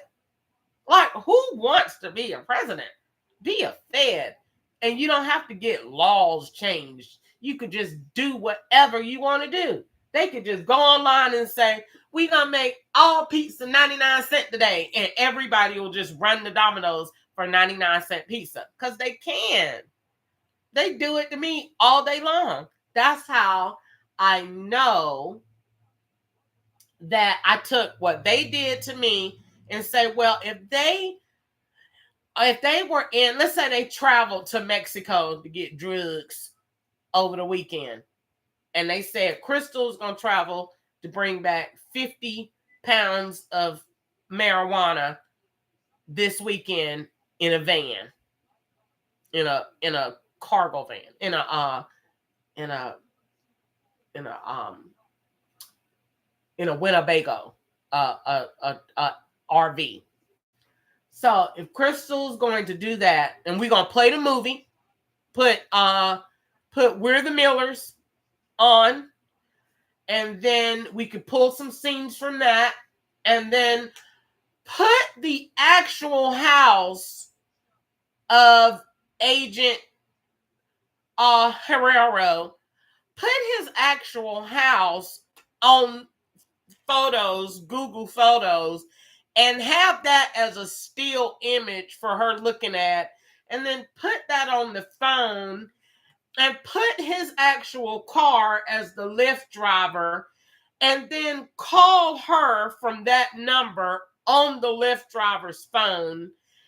And then when she's gone, go in there and put those clothes that he had on her bed and send her $5,000 to Cash App, but don't give her access to it, and then just flash it. See, this is how you make a scene. This is how they make real work. This is what they do. And this is how, when you go get in court, then people gonna say, you done lost your mind. Especially because they done changed my age. They say I think now they got me up in 60. In California, they had got me up to 80. So I know we're backtracking years down here. Because down here, I think they got me around 60 something. The lady last week at Goodwill said she was 65. So I think they got me at 65 now. So which is why on TV they said they gave me 15 more years. So they said in California they was killing me off at 80. So I don't know. So we have to wait and see. The white man thinks he's fully in control, honey. And so anyway, So they had the lady in the House of Horrors, 4436 Bronson Street, that was duplicated. They had her being 80. So, and then Ketchup said the lady that owned the house around the corner, that is also me, at 5490 Park Place, they said that she was 80. And both of those 80-year-old women, they said they don't know where they went. So, what they did, they say the lady in Goodwill said she's 65. So whatever they said, whatever she said is what I am. So they made me 65. I'm 47. So the reason they changed the age is because if we change the age and pump her with gas and we make her confused, or we play with different scenes so that she can't remember, it'll look like she's going through Alzheimer's. And that's what we want. If we could do that, then we can score on our tax evasion cases, which is why they keep doing it. Now, at the same time, they say if you keep talking, we just don't kill you off. So it depends. But if they feel like they really, really have lost out and they can't win it, then they say you're dead. And then when they say that we can win it still, then they say you're going to have Alzheimer's to make us win. So they have all variables in their hand to play illegally because they don't have no sense anyway. They don't know that they're the law anymore. They have done this so much to so many slaves that they are desensitized and they don't recognize that they're the law. They get up and put those badges on, but those badges don't mean what they think they don't mean anymore. The badges that only says to them that we can and we will. It doesn't mean anything else. It gives them the authority to hunt. They don't look at it as anything else. They're not solving crime. They're not solving murders. They're not making the world a better place. These people are hunting. They're shopping. They're building themselves wealth. They're the biggest criminals on this side of the United States of America, right here in Atlanta in full operation. Slavery. So that is what we have going on. So, and no, I don't feel no kind of way of saying that because I have a right to say whatever I want to say, and I have a right to say what I want to say, especially if it happened to me. And look at what happened to me. And because I'm Black, nobody don't comment because I'm Black. And so Black people just go through this. But if you were white, we would actually create a way to help you and to fix the situation. But because you're Black, it is what it is. You just get what you get. And everybody see it, but they can't say nothing. Even the mayor can't say nothing. If he does, he will have a scandal by 5:00 p.m. this afternoon. Touch that case if you want to, and we will take your whole family down by 5:00. They'll say, oh, the mayor was cheating on his wife. Child, they say he was forging reports and that he took money from his campaign and bought strippers. Child, they got the strippers on the news and everything by 5:00. So that's why I don't say nothing to him.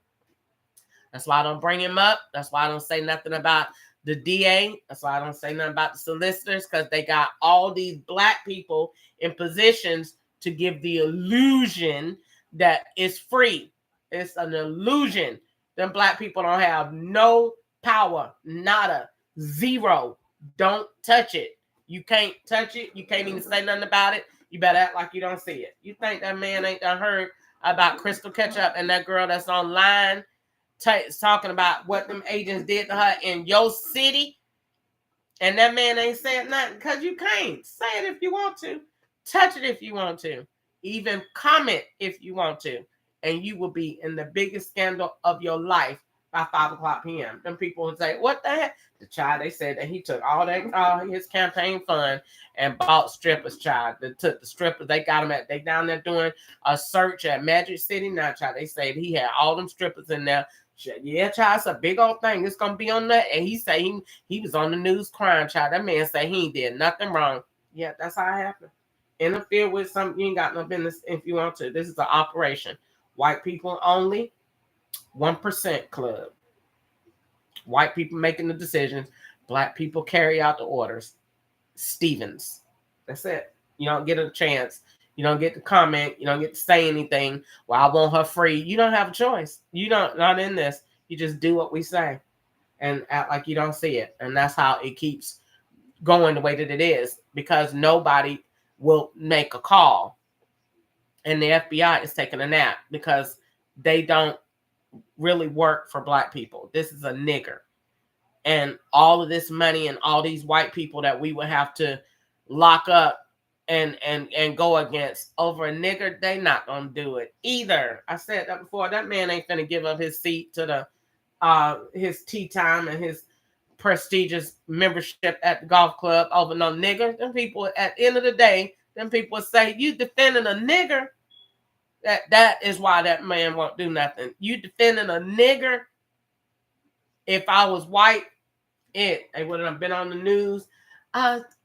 Carol is seeking damages. Everybody's CNN out there taking pictures. She was abused by Agent Rafataro, and we are seeking damages. Yeah, she have an attorney and everything, but you're a nigger, and you got way too much information. So that white man is busy.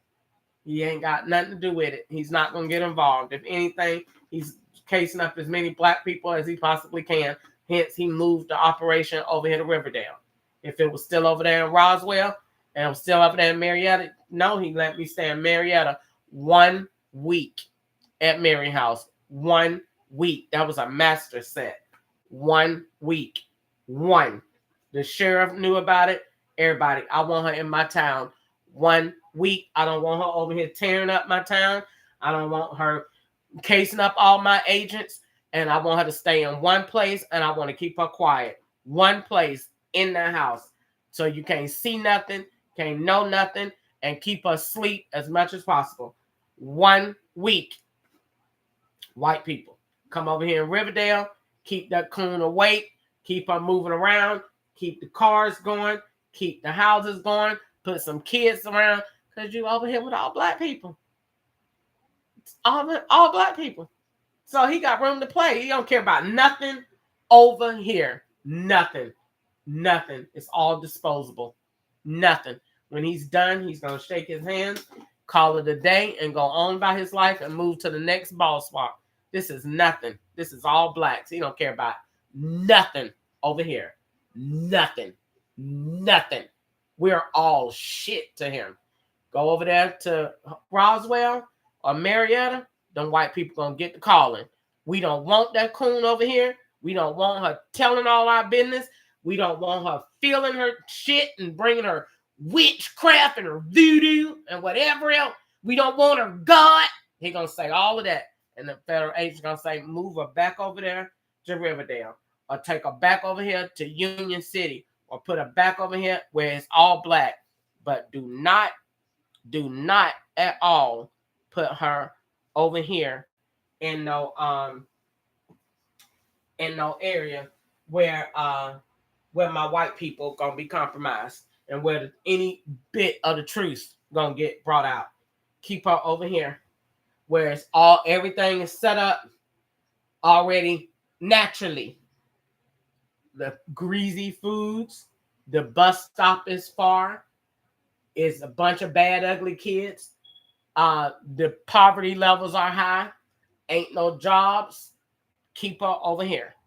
Do not bring her anywhere near where the grass is green, where the energy is good, where it's blessings, and where these white people are privileged. Protect them. That's why as soon as you get on the expressway or the highway, you see a difference in the first thing you see to let you know you're in a white people area is trees. The trees even out here in Riverdale look sick. We hanging on. Get out there in Alpharetta. We're trees. All green, bright, everything. Come out here, brown. He liked it that way. So the operation was set because it's cheaper. It's a lot of people at work, and he can just play and lock up as many people out here as he want to, because they all black, and that's what the whole purpose is. Ain't nobody going to jail but people that's black. Ain't no white people going to jail. This is what they do. So that's why I told that. So I gave a guy a hint the other day. I didn't care that they threatened me. I was giving them a hint. You the one going to jail, asshole, because they took the white man that played your same profile and then turned it black. So everything the white man did, jackass, you're going to jail for it. Stupid dummy. And you out here gassing me and doing stuff to me. You're the one going to jail, asshole. You're the one going to jail for it. You're the one retarded. You're the one stupid. Why you think I haven't been to jail yet? Because they know. They know. They don't have a case in hell against me. So you're the jackass. That was a white man in Roswell, and you're playing the same character. They should look at their characters. Did a white person play this first? I don't want it. I don't want to play. Yeah. Because you're the one going to jail. A white person played that before you, which means he stacked it up. He stacked it up and then gave it to a black person, and you take that file and be playing it. Go ahead and play. Go ahead and keep playing those profiles. You're the one going to get caught with the file. The white man then gave it up and took his name out of it and then signed off on everything. He don't have anything, and that white man is going to say this right here. I was monitoring, and I was supervising, and I was undercover. And the black person is going to get caught with that file, with that name Marie, Eric, Derek, and all this. The white man that already had these names, then cased them up and handed them over to the coon. That's how they going to play that. And that way the federal government still look like we was righteous. We was watching. We was paying attention. Yeah. Passing them files on out. That's what they was doing. That's what they was doing. Ain't nobody gonna be going to jail but the blacks. But that's on a certain level. Because when you're on a certain level of federal agencies, you don't go to jail at all. You're exempt. So that's why the crime is so high, because they don't go to jail. A lady told me that in August of 2020, she came to the Compass Storage in McDonough, Georgia. And she brought a boy out there with her, a son. And she told me, she was like, you need to just leave. Because they want me to leave. Because they want me to move around. They want me to move around now. They want me to go back to California. They really don't want me to go to California. They want me to go somewhere new. So you keep moving to new states to sell drugs. And to, be all scandalous and have IDs and everywhere. They want me to go to Florida. I don't want to go in that stinking, poverty-stricken, black, hot, funky state with water that come all over the place, everything. I don't nobody want to do that junk. I'm not amused by that. The places that they are so amused by, I'm not. I'm not big to Florida. They ain't never heard me say I want to go there. Ever. There's nothing there that I'm interested in. I want to build a reservoir that God told me that would be a good idea there. But I don't want to go there. I'm not interested in that, and I'm not interested in New York. They want me to go there too. I don't want to go to that junk. I don't want to go there. I'm not interested in that. I thought about why I even felt for their economy yesterday. I'm not interested in that. I'm not interested in that. I do want to have a small business there, but that would be a location that they say she never visits. And if I did, it would be all rich New York. It wouldn't be these dumb areas that they be talking about I'll be going in. They just so, oh my God, they get on my nerves. They so theatrical with their crimes. But anyway, I got to get ready to get out of here. I got to see where I'm going today to get me something to eat. And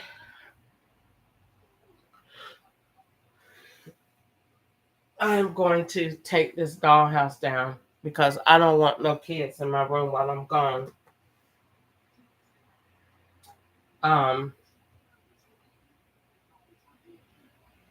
My phone have not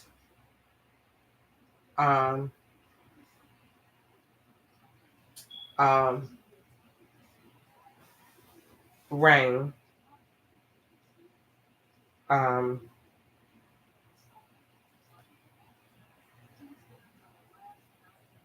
let's see.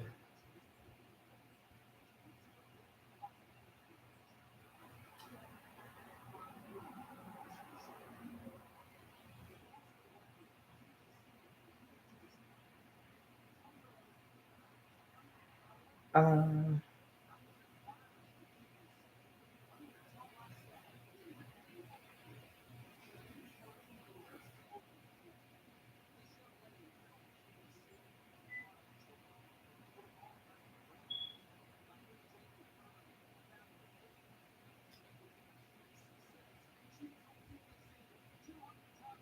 let's see.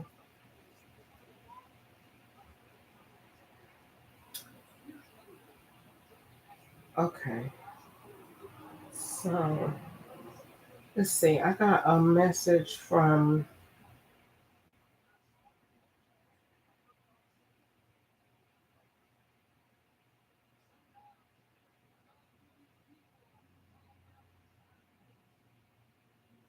Uber Eats. Let's see. This is definitely coming from another phone. Mm,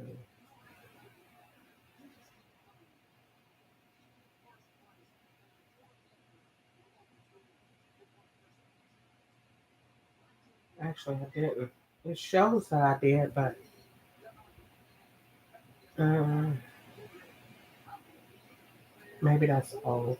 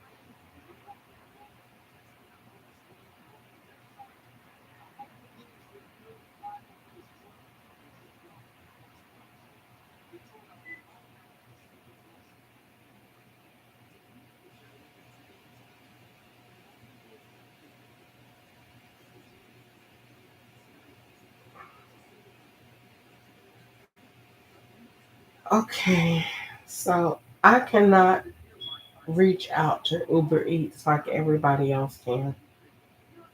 So I'm just gonna leave it.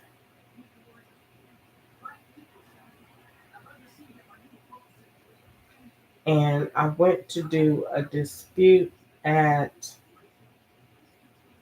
Cash App for the amount that they did.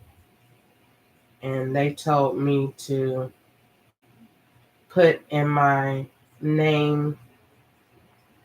Let me go back to the chat and see what it says. It says tap below to start a dispute. Well, I'm not going to tap anything. That's a link that's going to go to another account. And then they said, in order to submit let's see, go through it. And they said, put in your legal name and your date of birth. I'm not going to create another Cash App account for y'all retarded idiots. So first of all, the tap is wrong. So they say tap that and then make sure you. No, they are creating another Cash App account. No. I got right out of that. It's okay that they didn't refund the money. I'll get the money back at another time. I'll get it up out of them another way. It won't be no problem. No, I'm not worried about it.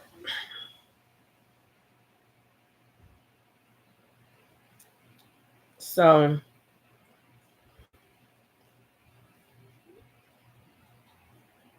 I'm not going to do that. Putting stuff in the information, just following screen. Don't ever do that. Just follow screen directions. No.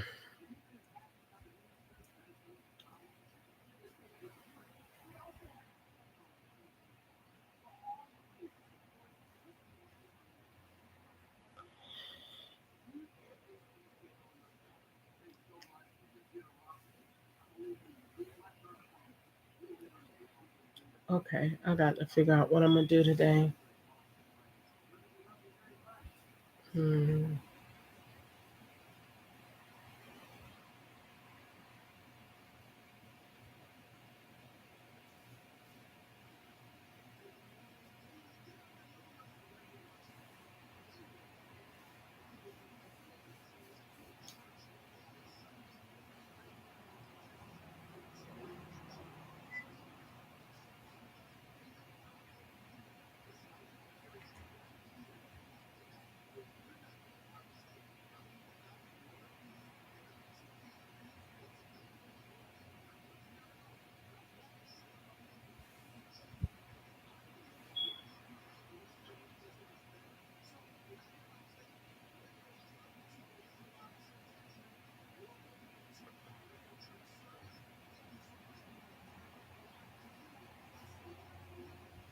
Childish thing.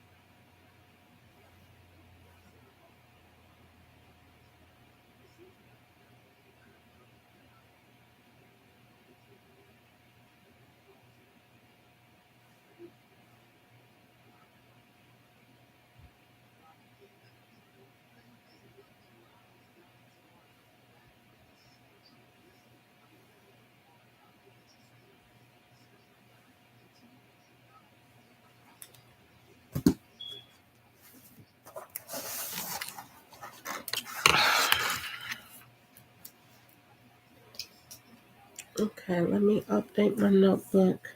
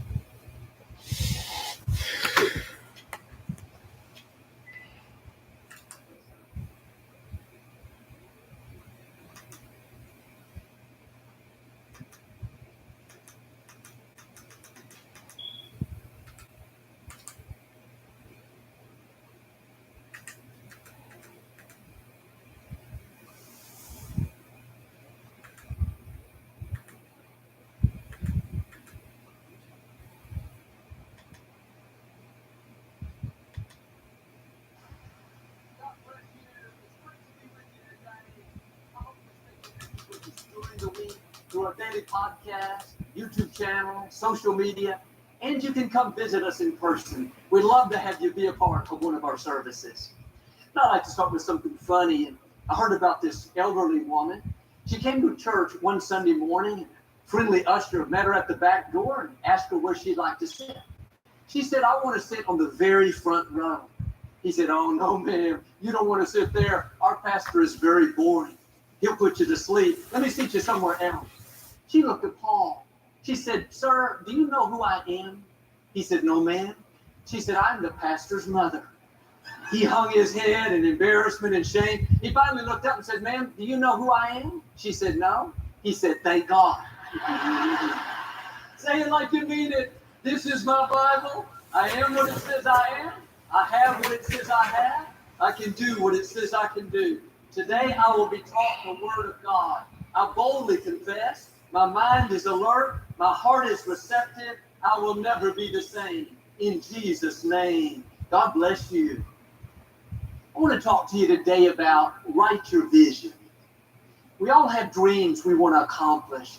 Promises God has put in our hearts. We're praying, believing, standing in faith. And that's good. But there's another important step. The scripture says in Habakkuk, write the vision. Make it clear so it can be read on the run. One version says, write what you see. When you close your eyes, what do you see? What does God whisper to your spirit? Maybe it's to start a business, have a baby, to see your health turn around, to move into that new neighborhood, to be free from that addiction. It's not enough to just think about it, hope that it happens, imagine it. When you write it down, you give it permission to come to pass. The scripture says, make it clear so you can read it on the run. That means you need to have it in front of you. All through the day, you should see it. Put it up on your bathroom mirror, on your phone, your computer at work, your refrigerator, in your Bible. When you constantly see what you're believing for, it's getting down in your spirit. Every time you see it under your breath, Lord, thank you for bringing it to pass. If you're dealing with an illness, you need to put up, I am healthy and whole. I am strong and energetic. Put scriptures to back it up. God is restoring health unto me. The number of my days he will fulfill. Believing to pay your house off, you need to see, I am debt free. I have abundance. I am blessed, so I can be a blessing. Put scriptures underneath it. Because I honor God, I will lend and not borrow. What I touch prospers and succeeds. My cup runs over. Every time you walk by and see it, it's going to inspire you to keep believing. As you see it again and again, you're drawing it closer and closer. Every service here at Lakewood, you know how we make these declarations of faith. You see them on the screens. I'm blessed. I'm strong. I'm healthy. I'm valuable. We've written down what God says about us. We keep it in front of us. We read it. We declare it. It's getting down on the inside. That's writing the vision. Now, those are generic things that belong to all of us. But God has spoken specific things to you that you need to write down. Maybe a child is off course. It's good to pray. It's good to believe. But you need to write down, my child. Put his name there. John is making great decisions. He's a leader. He's honoring God. Put the scriptures underneath. As for me and my house, we will serve the Lord. My children are mighty in the land. My seed is blessed. Every time you see it throughout the day, let it be a reminder to thank God that it's on the way. I met a lady after the service in the visitor's reception. She handed me her business card.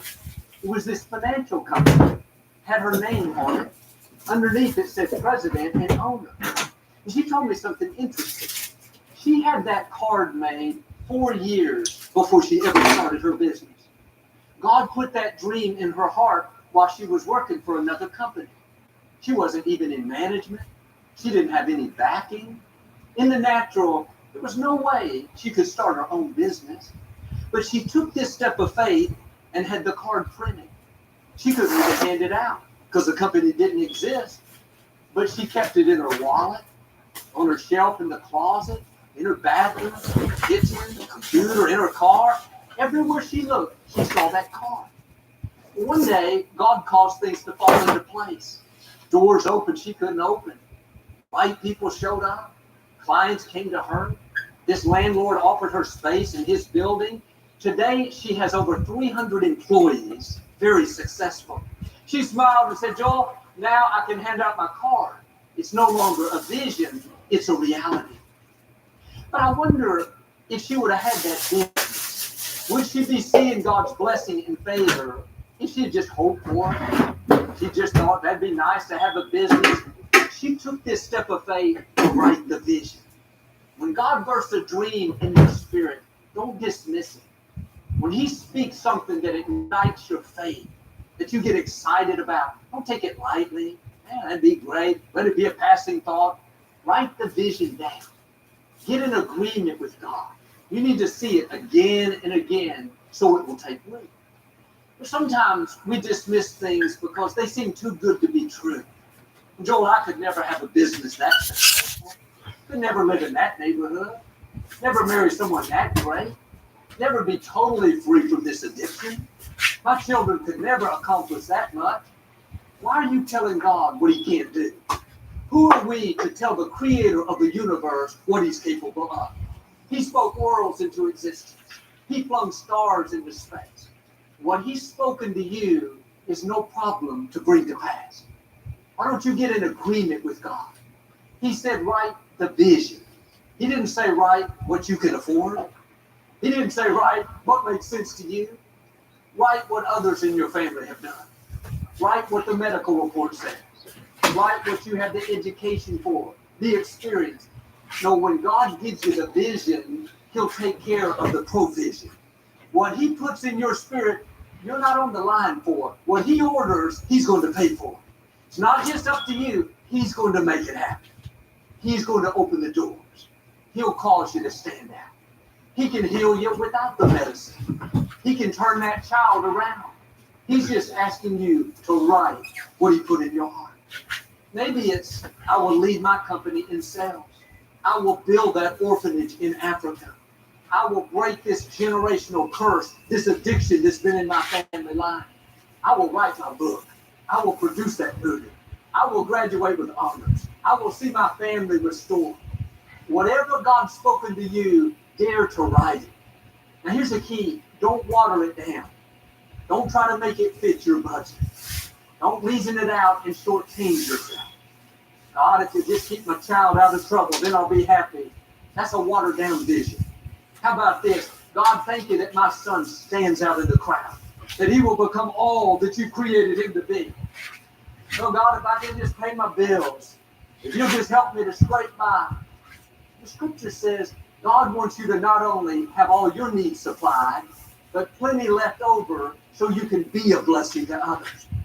Why don't you put a new vision up? I have abundance. I live in overflow. Blessings are chasing me down. Well, Joel, there are a lot of things in the past I didn't write down. I think I missed my chance. Well, God's about to give you fresh vision. He's about to speak things to your spirit that you've never heard. You'll be tempted to dismiss it. That could be for me. Knowing my family has done that, it's going to be far out. It's going to seem unlikely. This time, write it down. Keep it in front of you.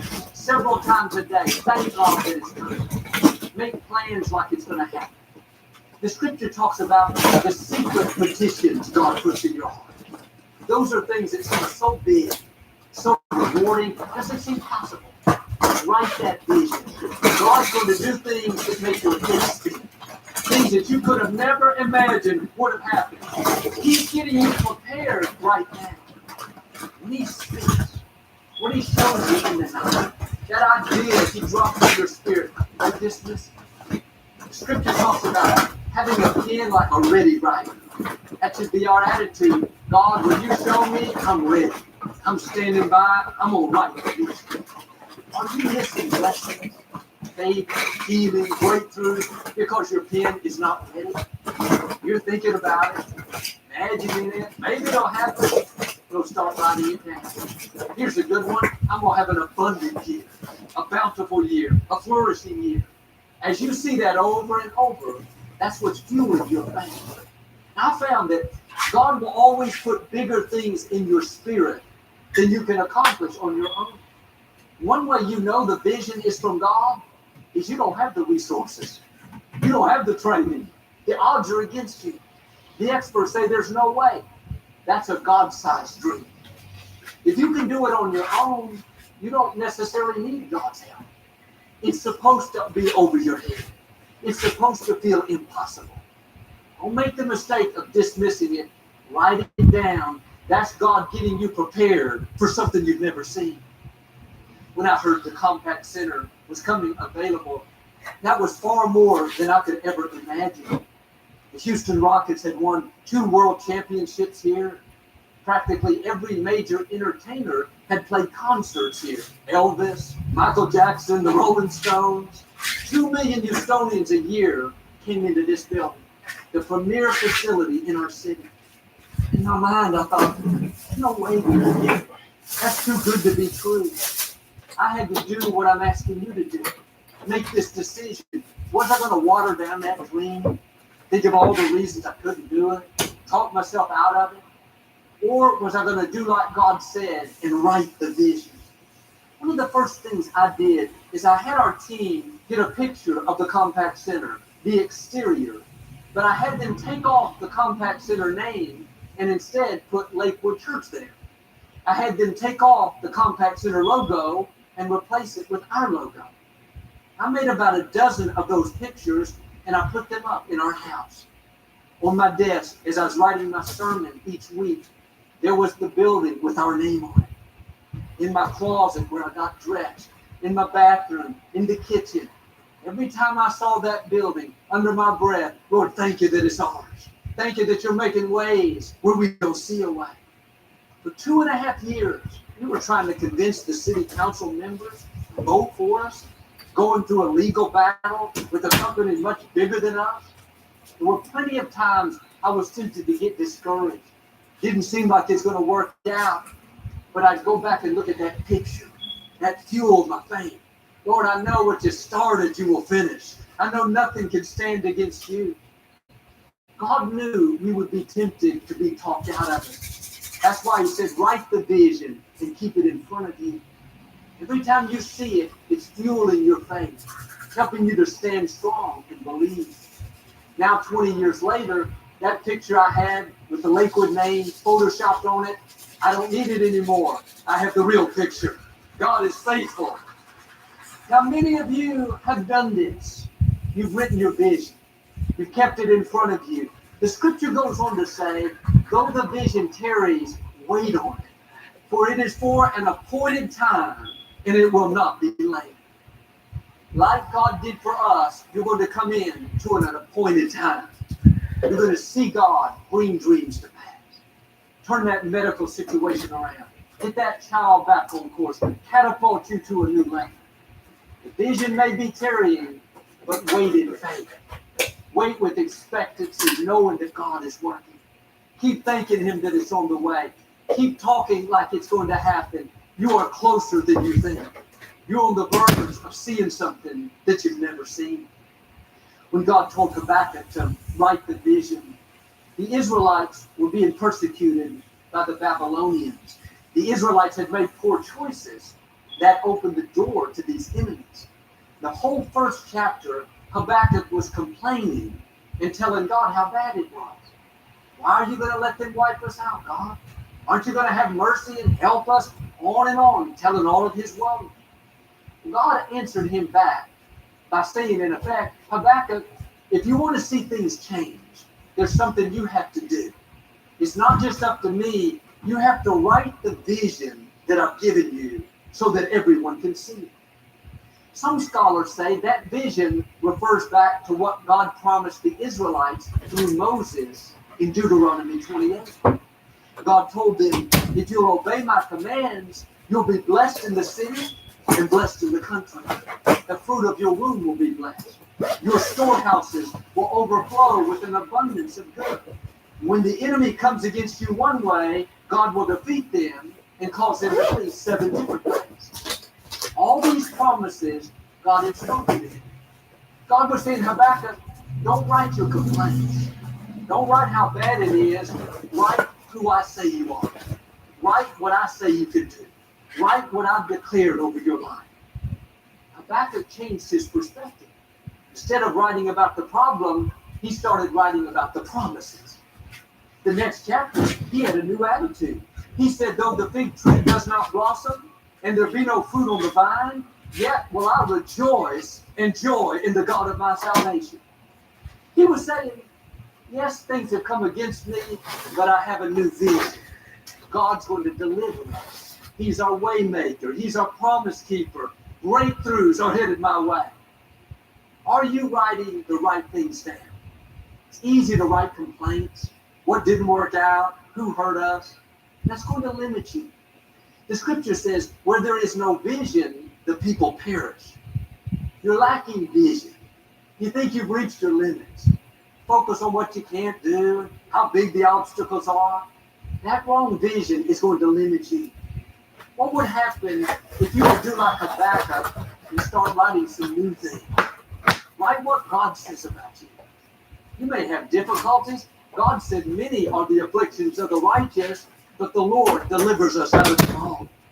Write that vision. I'm coming out. This too shall pass. I'm healthy. I'm strong. Good breaks are chasing me down. I will have a bountiful, productive, favor-filled year. Keep that in front of you. That's what you're giving permission to come to pass. I've heard it said, if your vision is small, if it's limited, God will reduce his plan to fit your vision. What if the vision you're writing is what God is going to do? Are you writing any big things? Do you have any God-sized dreams? I don't think we would have the Compaq Center if I had not let that seed take root. If I had not made that picture and kept that vision in front of me, I would have talked myself out of it. No, I don't know, Joel. God's God. He's going to do whatever he wants to do. Yes, he has a sovereign will where he will override what we want to do and bring about his plan. But he also has a conditional will that's based on what we choose. Think about the 12 men that Moses sent to spy out the promised land. God had already promised them that the land was theirs, that he would help them defeat the opposition, that they would live in houses that they didn't build and reap from vineyards that they didn't plant. But 10 spies came back and said, we don't have a chance. The people are huge. There are giants in the land. We'll never defeat them. Notice what they wrote. Can't do it. Not able. Never going to happen. That negative report spread throughout the 2 million people. Before long, they were all discouraged, complaining, saying, let's go back to Egypt. God promised them the land, but they never did go in. What happened? God reduced his plan to fit their vision. This should inspire us to get in agreement with God. Don't let the wrong vision take root. Keep in front of you what he's promised. There should be some things that you can't accomplish on your own, where there are giants on your land, people that are not for you. You don't have the experience. You need the favor of God. That's how you're going to see the fullness of your destiny. Maybe today you need to enlarge your vision. You're stuck in neutral, not stretching, living with things that are limiting you. Get quiet and listen to what God is saying to you. You may have missed some opportunities in the past. The good news is God is going to give you another chance. You can still go into your promised land. You can still get your Compaq Center. You can still meet someone awesome. Still write that book. Still lose that weight. Still move into that nicer house. Write that vision. Keep it in front of you. My sister Lisa and brother-in-law Kevin tried for many years to have a baby with no success. Lisa took all the fertility treatments. She had a couple of surgeries. Still nothing. Finally, the doctors told them that they couldn't have children. That was one report, but they had another report. They found in the scripture all these promises about children. They put them up. The fruit of our womb is blessed.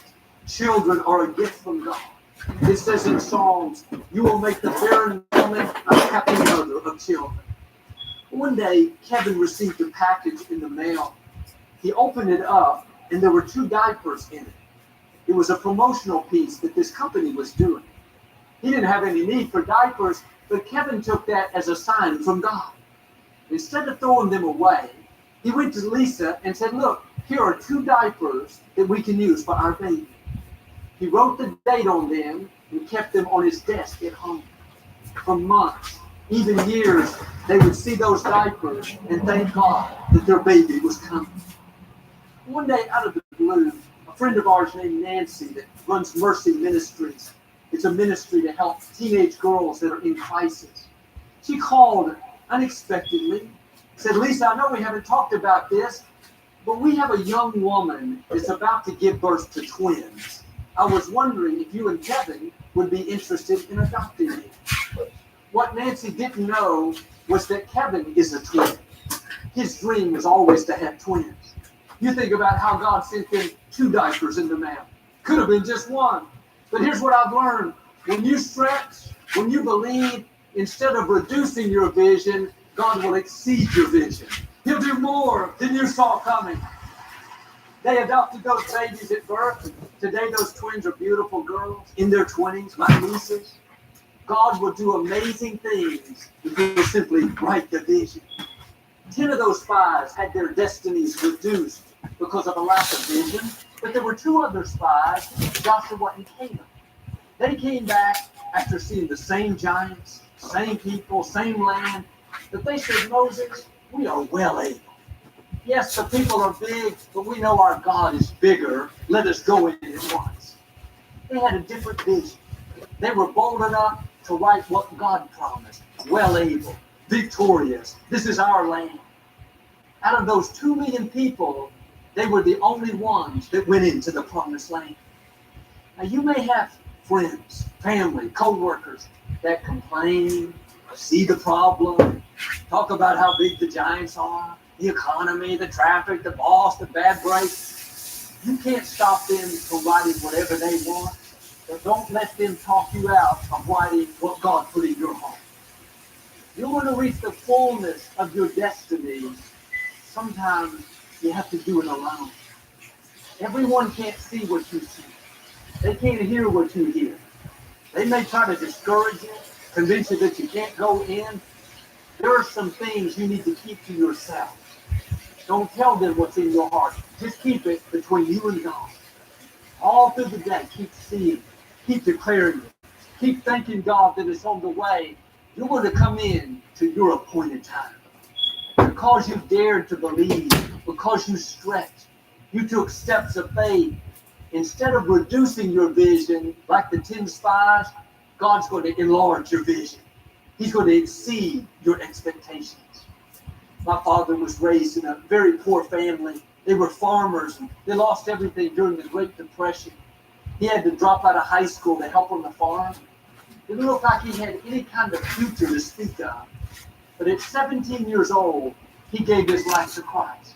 The first one. They knew nothing about God. He didn't have any kind of faith background. But he felt God calling him to become a minister. God put a dream in his heart that one day he would pastor a church with thousands of people. It didn't make sense. He didn't have the training, the experience, but he was bold enough to let that dream take root.